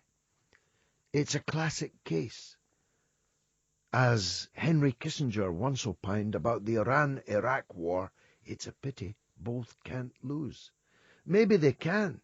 Maybe they'll lose in the sense that turnout will be way down. And if turnout is way down, maybe Donald Trump will win. Maybe he'll trip over the football, getting up to the toilet in the middle of the night, and those dainty little hands will unwittingly press the button and will be consumed in thermonuclear war. John Le Boutillier and me, we're fixed. We're already looking at properties on the very tip of the South Island of New Zealand, which we reckon might be just about the only safe place to be. But it might not come to that. Let's see what John's update is on the American presidential election. He'll be with me in just a second. Daniel Jackson, he's come up with another great tune for the Purge songs, 10 Pole Tudors over the hill with the votes of 1,000 men. They've been really fantastic, I must say. Levi Jordan says, isolating millions of lost voters. This highlights the incompetence and stupidity of the man. I don't know which man, whether it's the big ugly bear, whether it's Where's Wally, whether it's the people that lie behind the scenes. I don't know. I do wonder whether Owen Smith's second referendum is all his own work, or has he forgotten old skills and the corporates have got at him. Emilio says, never ever be afraid to retweet George. You are our voice, George. I must say, since I confided with you that my retweeting rate has gone down by 35%, that has fallen to 30%, so a slight improvement. I don't blame anyone who wants to take a couple of weeks off appearing to like or retweet what I say on Twitter or on Facebook, because these people are definitely doing what they can to purge anyone for any reason that they can, even if that means purging them for effing loving the Foo Fighters. Here's Tom in Gloucestershire on the Miners and Owen Smith. Go ahead, Tom. Yeah, hi, George. I'm really disturbed to hear about the Miners, the way they've been let down. These men are national heroes. They are as much national heroes as our armed forces. The Miners not only heated our houses with the coal they dug, they fueled our industrial revolution. And that's what brought prosperity to us all and put the great into Great Britain. Indeed, and of course, by definition, they are growing older and more frail because of the hard job that they did. They can't have a march, as you heard earlier. It's got to be a rally, because most of them, many of them, are not able to get about as much, and they die earlier than others. That's why the pension fund has such a massive surplus, Tom. I agree. And the tragedy is, at this time when they need the party that their forefathers founded to support them and to look up for them, what's happening? An element are undermining the party and destabilizing it by plotting against its elected leader. The only three people I've heard recently talk about Miners are Ian Lowry, Dennis Skinner, and the man himself, Jeremy Corbyn. And that tells you all, doesn't it, really, George? Yeah, exactly. And Owen Smith's got a constituency in the South Wales Valleys.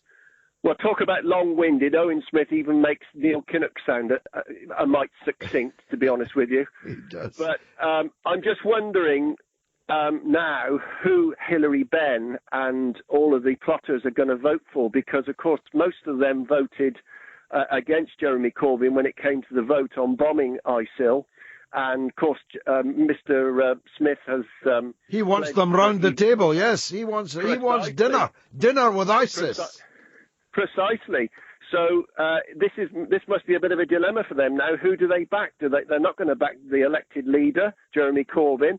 They obviously indicated that they would back Owen Smith, but if they back Owen Smith, surely they are the biggest hypocrites out. Yes, they voted to bomb, and now they're voting for a man who wants to sit down with the ISIS. You couldn't make it up. What an idiot, George! What an idiot! When you think of those images, he's out of his depth, Tom. He just opens his mouth and says the first thing that comes into his head.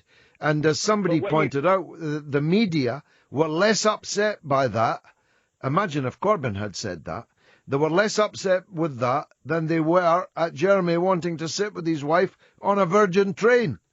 Well, precisely, absolutely precisely. But what an absolute idiot! I mean, when you think of those poor journalists who were kidnapped by ISIL and beheaded, and this is a man who's putting himself up to lead one of our great national parties, and he said he's prepared to sit around the table with people like that. I mean, it's just laughable. But going back to the miners, I compared them with our national servicemen, and of course our Army and our Air Force and our Navy people, they put their lives at risk when they go into battle. But of course for the miners, whenever they went down that mine shaft to do their daily work, they were putting their lives at risk. So that's why they're the heroes, as far as I'm concerned. Well, you're right there, Tom. And I've been down many a coal mine in South Wales, in Scotland, and elsewhere. And I tell you, to go down into the bowels of the earth in order to dig the energy to make the wheels of our industry turn, to keep our people warm, is service beyond measure. It was bad enough that they were destroyed in their working prime, but now they're being robbed on their way to the grave. It is a national scandal. Tom in Gloucestershire, thanks very much indeed. And the very aforementioned sage, John Le Boutillier, is on the line now. John, are we going to have to head for that property I've identified on the southern tip of the South Island of New Zealand, or is Trump done for? I think, well, keep your ticket just in case, but I think Trump is done for by his own hand, George. Yeah. Political malpractice like we've never seen, leaving out who you and I might want in a race. We can both, in our own way, analyze the politics of a situation. And for the Republicans, this year against Hillary was a very winnable race. And they have ended up selecting the one candidate who probably cannot beat her because of his own problems. And that's what it's looking like. Now, his problems are, of course, multiplying. He's not a billionaire, as it turns out. As a matter of fact, it's Bill and Hillary that are coining it. They've got a king's ransom over the last 20 years, much of it from kings, foreign kings. Of course, you did away with kings a long time ago. Kings of the desert have been queuing up to give money to the Clinton Foundation, and hey presto, they end up with a meeting with the U.S. Secretary of State. But $19,000 is all that Trump has raised on Wall Street. $19,000. That shows even what the big money men think of Trump. Well, there's a little angle to that, George. I don't know how it is in your country, but here, when a rich guy runs for public office, it is expected that the rich guy is going to put a lot of his riches into his own campaign. And in this general election, since May 4th, when he secured the nomination, Donald Trump has put a grand total of $2 million into his campaign, which is nothing. And all the rich donors to the Republican Party who normally give big money to the Republican candidate, they're not giving. And many of them say, I'm not giving because Trump won't put his own money into this thing. If he's not going to put money in, why should I put money in? And is it because he doesn't have? Is it not because he doesn't actually have anything like the money that he's long pretended to have? I'm sure it's true. He says he's worth $10 billion with a B, $10 billion. Now, I don't know what he's worth. I'm up here at a conference in Newport, Rhode Island, and a financial guy yesterday said that he and some other people have analyzed Trump's money, and he actually has a total of $168 million, not $10 billion. Yeah, so I don't believe know that. what he's got. Sounds like a lot of money, but I mean, he should have, the day he won the nomination, however he had to do it, he should have put $500 million into his own campaign and then purchased the best campaign advisors, pollsters, get out the vote operation, computer operation. He should have had a state-of-the-art campaign. But he's so arrogant. In May, he stated publicly, that stuff doesn't matter. It's very overrated. The candidate is the key to the whole thing. And he is wrong. You and I know the candidate's crucial, but so is the campaign apparatus behind him. All of this stuff together. Instead of that, John, he's dredging the far right, how would one call it, the kind of internet sphere.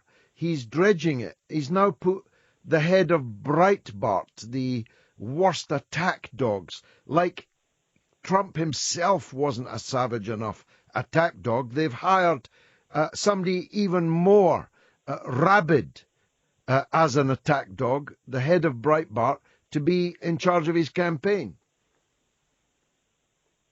Yeah, they call it over here the alt-right, ALT-right, standing for alternative right. It's the far right. It's white supremacists. It's conspiracy theorists. It's the fringe of the Republican Party. And that has sort of taken over the Republican Party with Trump and this guy, Steve Bannon, the guy you're talking about, the head of Breitbart, who's a whack job. And they're running the campaign. And now, it's a weird year here in America. That's why when you said, do we need that property in New Zealand, I don't want to give up the lease that you and I have. We better not. I'll tell you what I've got for you, John. British listeners are welcome. Next time you're on, John, we're going to have an estate agent from the South Island in New Zealand, because he's identified a couple of really plum properties for you and me. But let's turn our attention to Hillary Clinton. Now, I'm an experienced observer, and I can see that she's not getting about with the ease that one would hope a putative president of the United States would be getting about. She's slow, she's bad on the legs, she's sitting down on stools, she's having to get handrails put on Joe Biden's house so she can climb up the stairs without embarrassment. There are mounting reports about her physical health, and maybe even one or two wondering whether she's as compos mentis as she used to be, and that was formidably compos mentis, as we know. And thus people are starting to look more closely at her VP running mate, because if Hillary, of course, gets elected but doesn't stay the course, her health lets her down, he'll be, without anyone voting for him directly, he'll be the president of the United States. What is the political class thinking about that angle?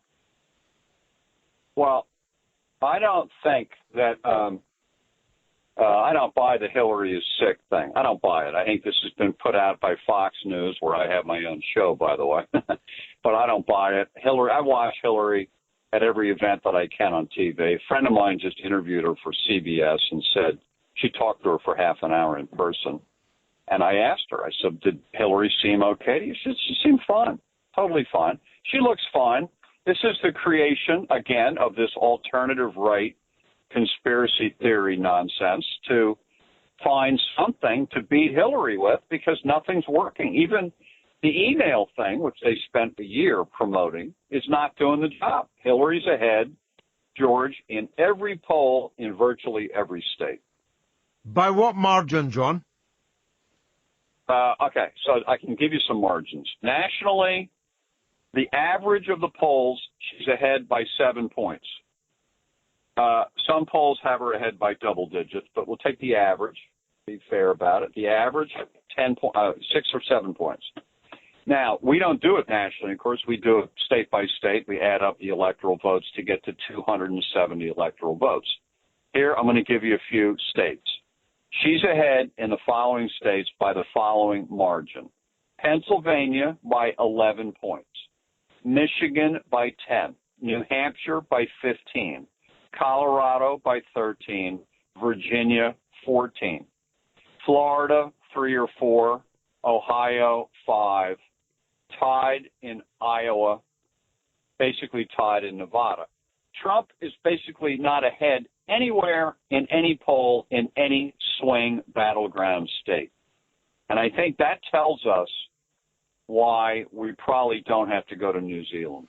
Well, but we'll keep, as you say, we'll keep our reservation, and we'll keep this estate agent on a string just in case, because it ain't over yet, not till the fat lady sings. John Labutilli, congratulations on your new TV show.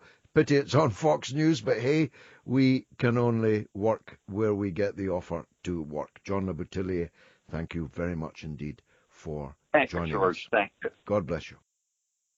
Controversial conversation and cutting-edge current affairs comment with the notorious B.I.G.G. The mother of all talk shows with George Galloway on Talk Radio. Listen, this guy's a nightmare. He's not a great guy, folks.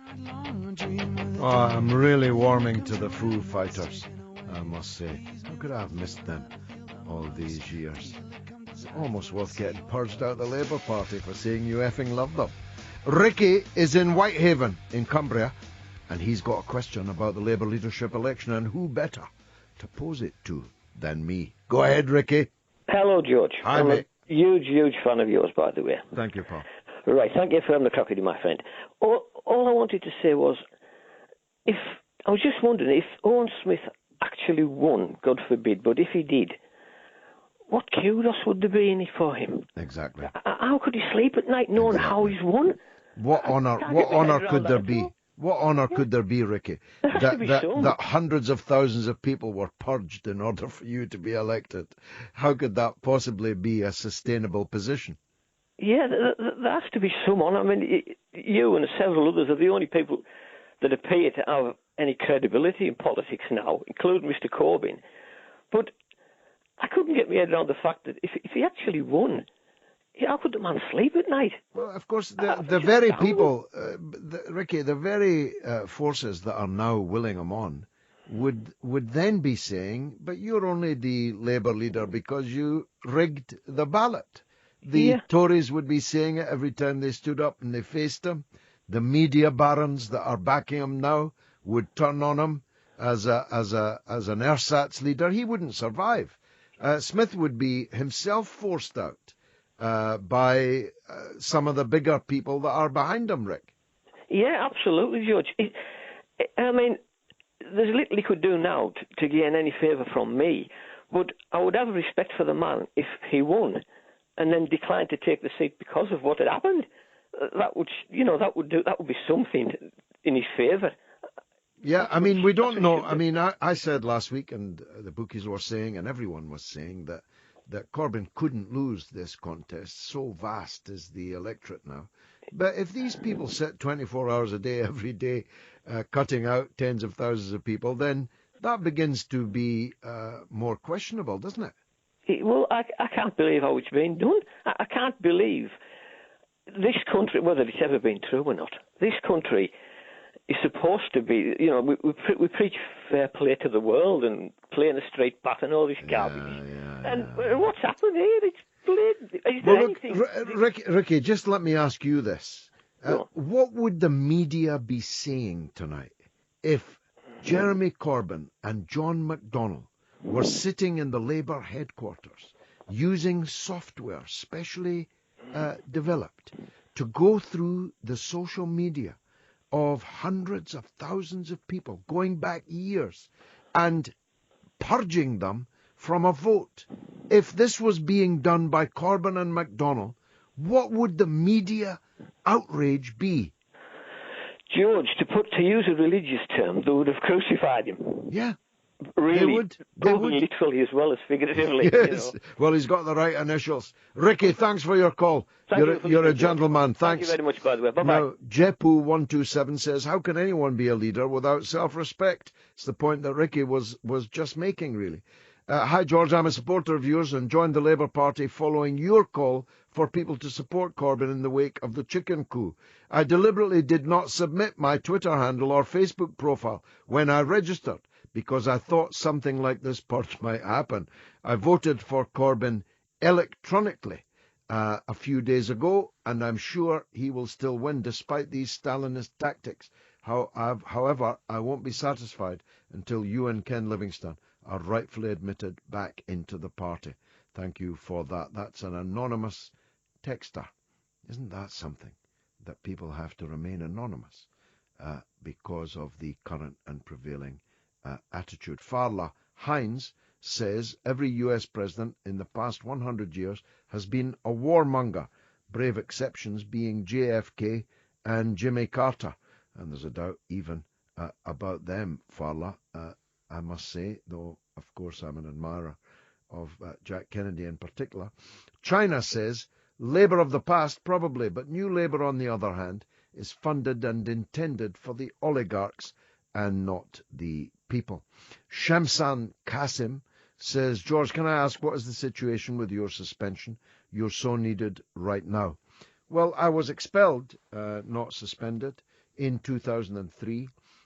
Jeremy Corbyn was demonstrating outside, and Michael Foot and Tony Benn were giving evidence inside in my support. But it didn't matter, because a kangaroo court had already been told by Tony Blair that I had to be expelled after 36 years of membership, in which I had served at every level and had been 3 times elected as an MP, winning a seat off Roy Jenkins, the former leader of the SDP and one of the big figures in post-war British politics.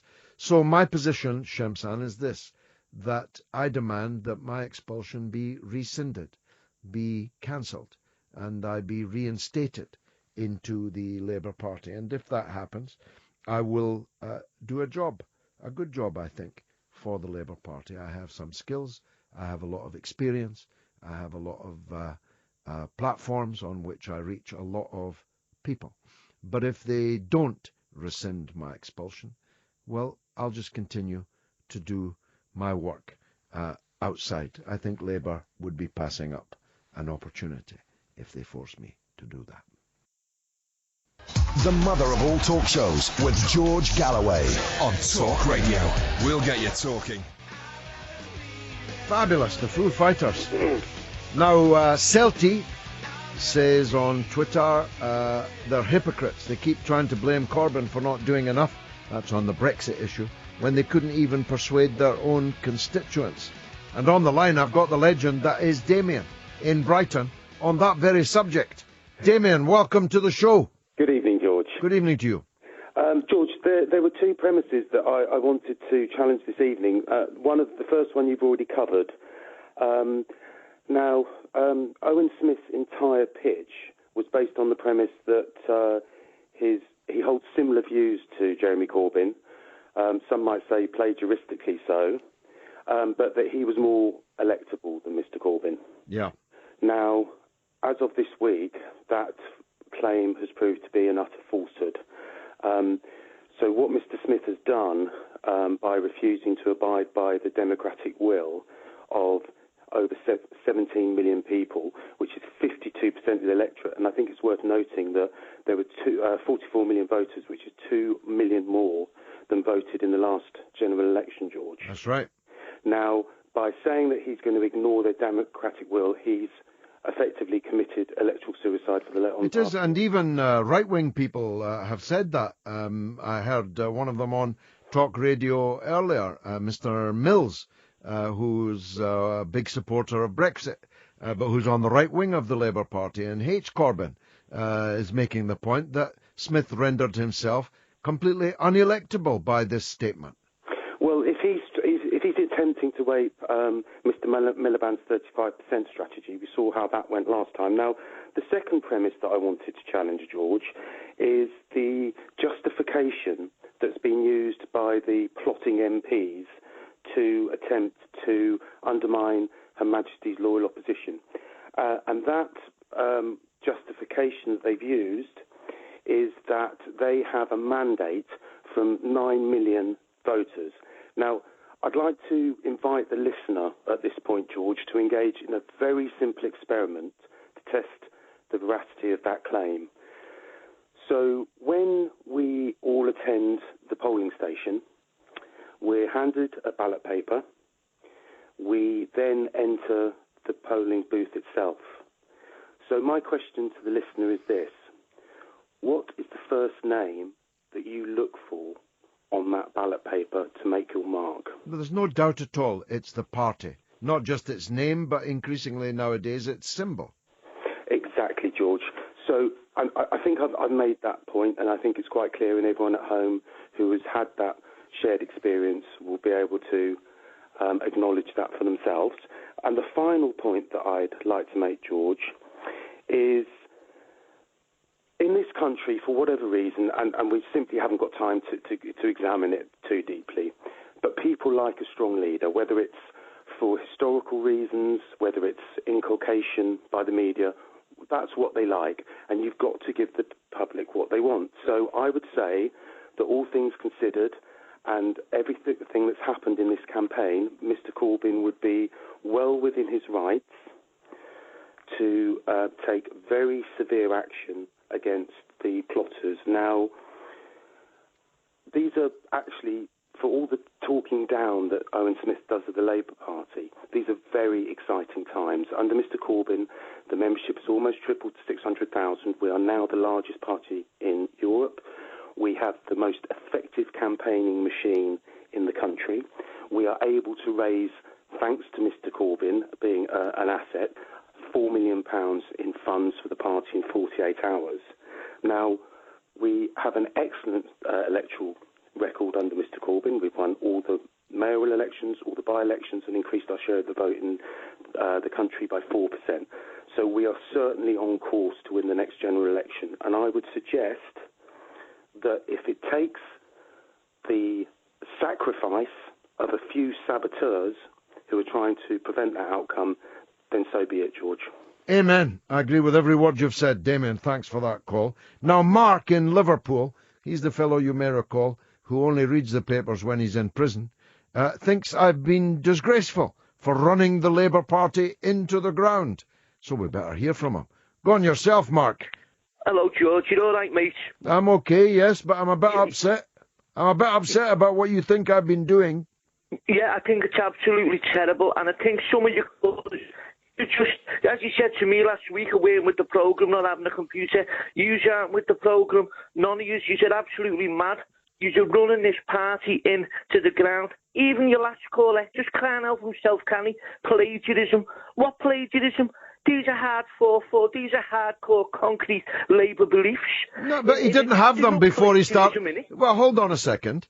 Owen Smith didn't have any of those beliefs before he started this campaign. He supported the Iraq War. He said it was a noble, in the noble tradition of British internationalism. He didn't support nationalisation of the public utilities. He didn't oppose austerity. In fact, he supported austerity. And that was only a few weeks ago. Now, hail, he has been converted. That's wonderful. But you'll forgive us if we're a bit doubtful as to his sincerity, Mark.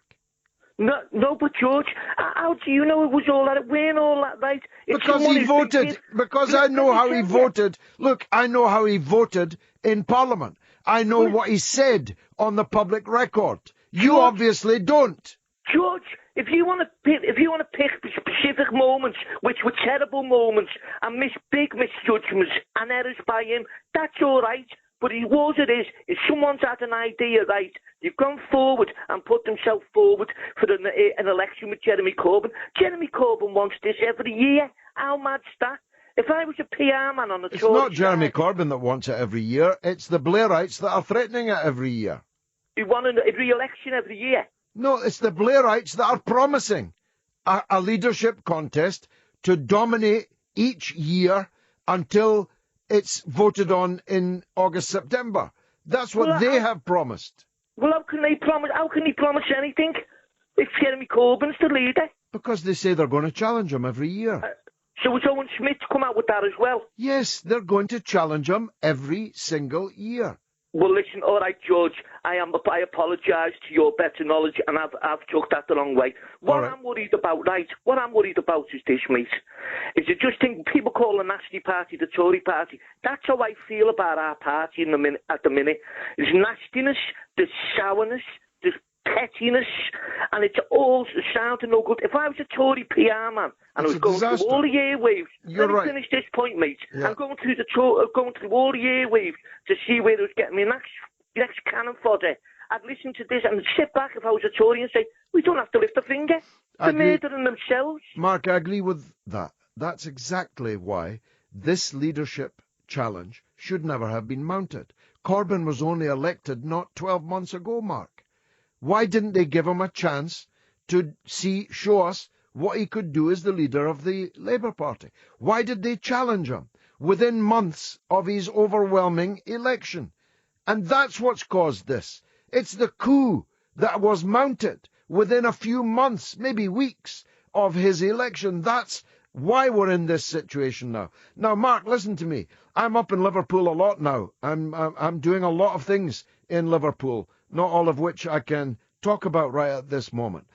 I'd never meet anybody in Liverpool who hates Corbyn the way you hate him. George, I've told you many times, I don't hate Jeremy Corbyn. Policy-wise, he's the closest to my heart. Well, you're always attacking him on here. I have never attacked him on here. What I'm attacking is the attitude of Labour supporters between anyone who goes against him or any other issue. But they shouldn't. I don't hate Jeremy Corbyn, George. But Mark, he's only just been elected. Why are they challenging him in this totally destructive way?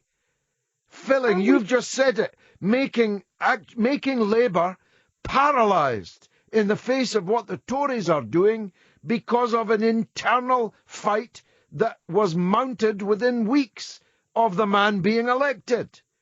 George, I agree, it was a mistake, and I wish it hadn't happened. But one thing I can't get my head around, mate, this isn't 34 MPs and they're having beef between each other. This is 172, and to dismiss them as warmongers and all Blairites is wrong. It's detrimental.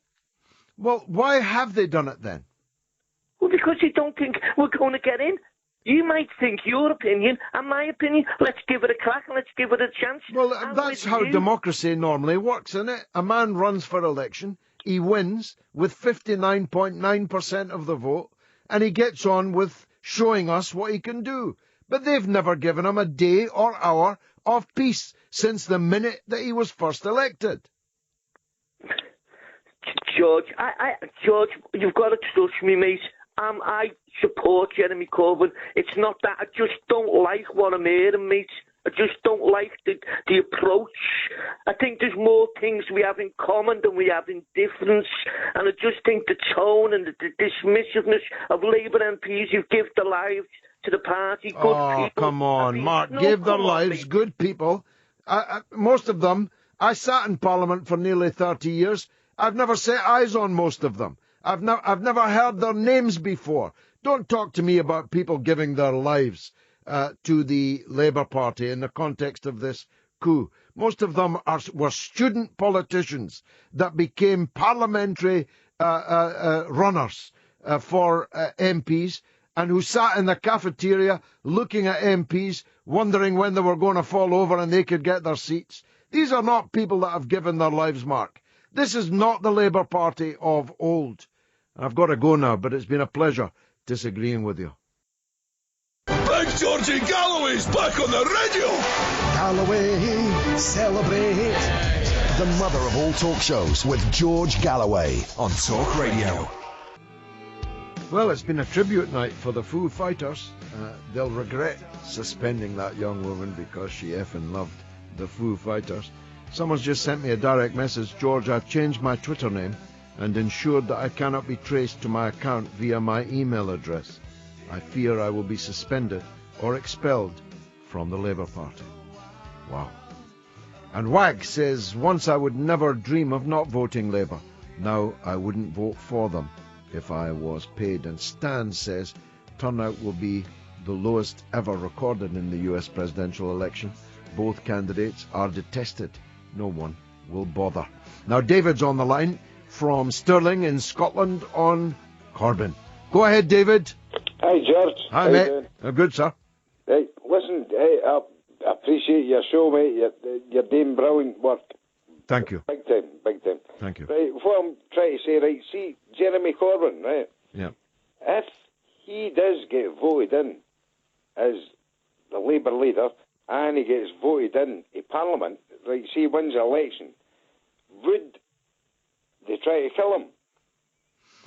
I know that sounds a bit radical. Somebody could, and that's one of the reasons why he is given as the leader of the opposition a security cover by the police.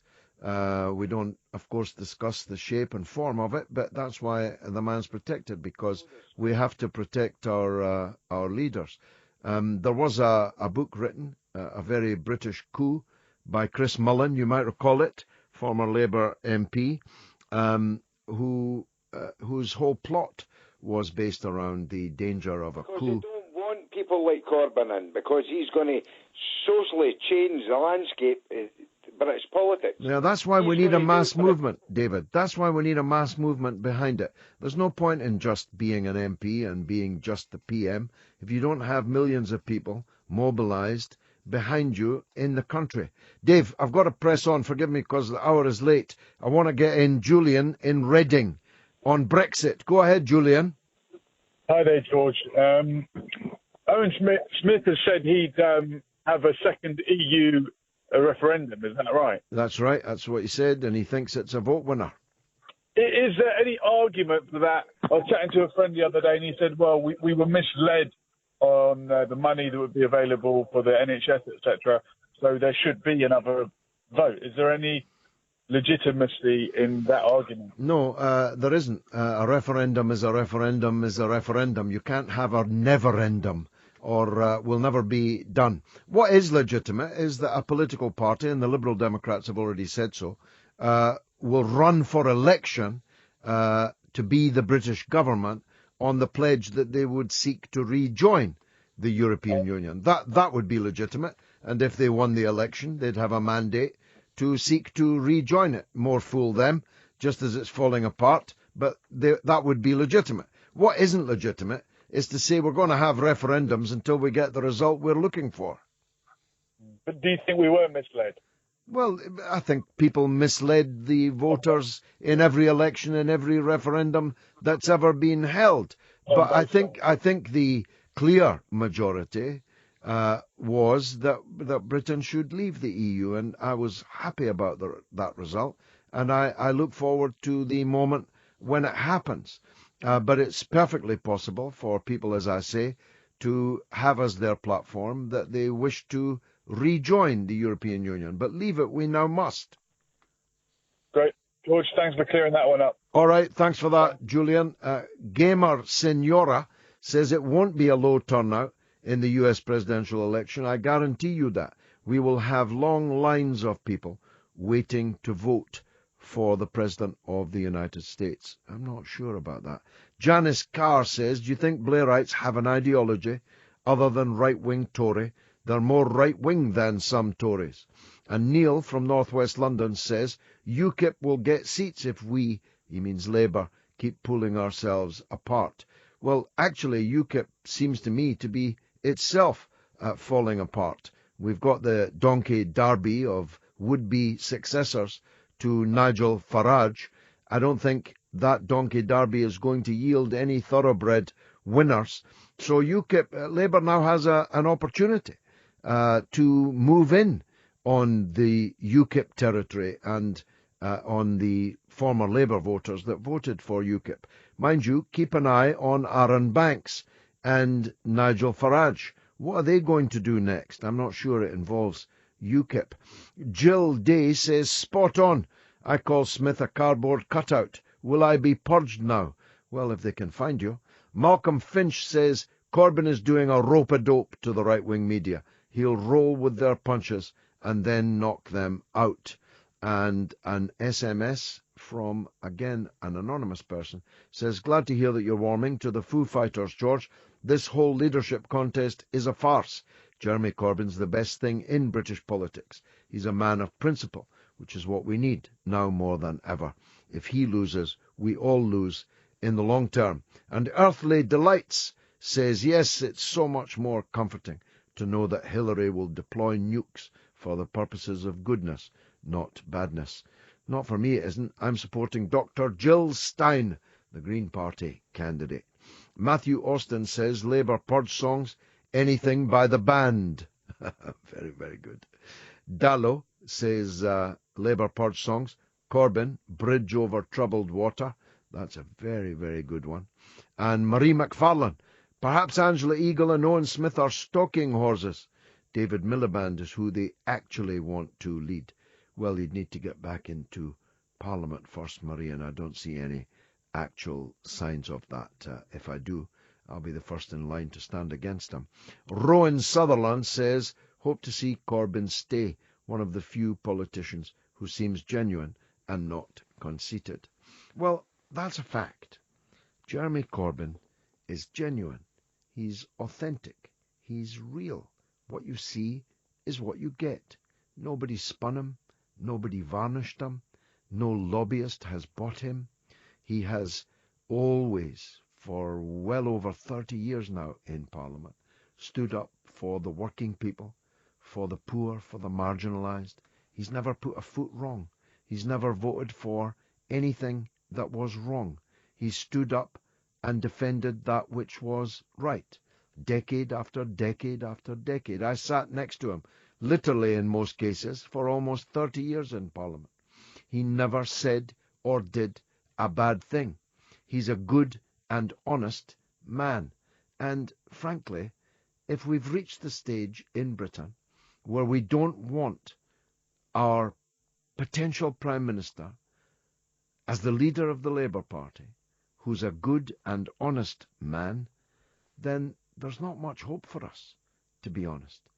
If we're really saying that we want a mannequin, an empty mannequin, to be our Prime Minister, then we're lost. And I don't think that we are lost. I believe, on the contrary, that the huge mass movement that Corbyn has built up proves that we are not lost. But the problem is, we've only got a few weeks left of this national executive in power, but it has enormous potential to wreck the entire party.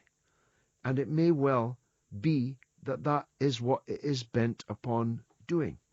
And that is a very dangerous place to be. Kyle Williamson says, how about this for a Labour Purge song?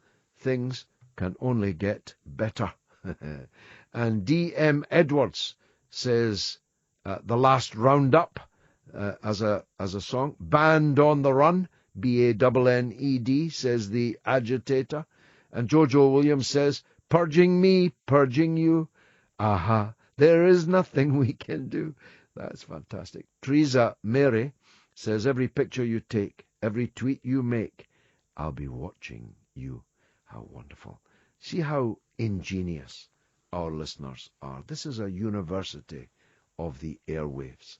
We read, we listen, we seek out knowledge, and we seek out the alternative truth to that which is dished up for us. Now, I don't have a lot of time left, but I'm determined to finish with a good Foo Fighters number in honour of Catherine Starr, who has written her name in the stars as the woman who was purged for effing loving the Foo Fighters. It's been marvellous for me. I hope it was for you. And if it was, God willing, I'll be back in this chair next Friday at the same time. I hope you join me, and I hope you bring at least one extra listener with you, because I've got to keep my ratings up, you know. Or this could all come to an end all too prematurely. This is George Galloway. This is the mother of all talk shows. This is the Foo Fighters.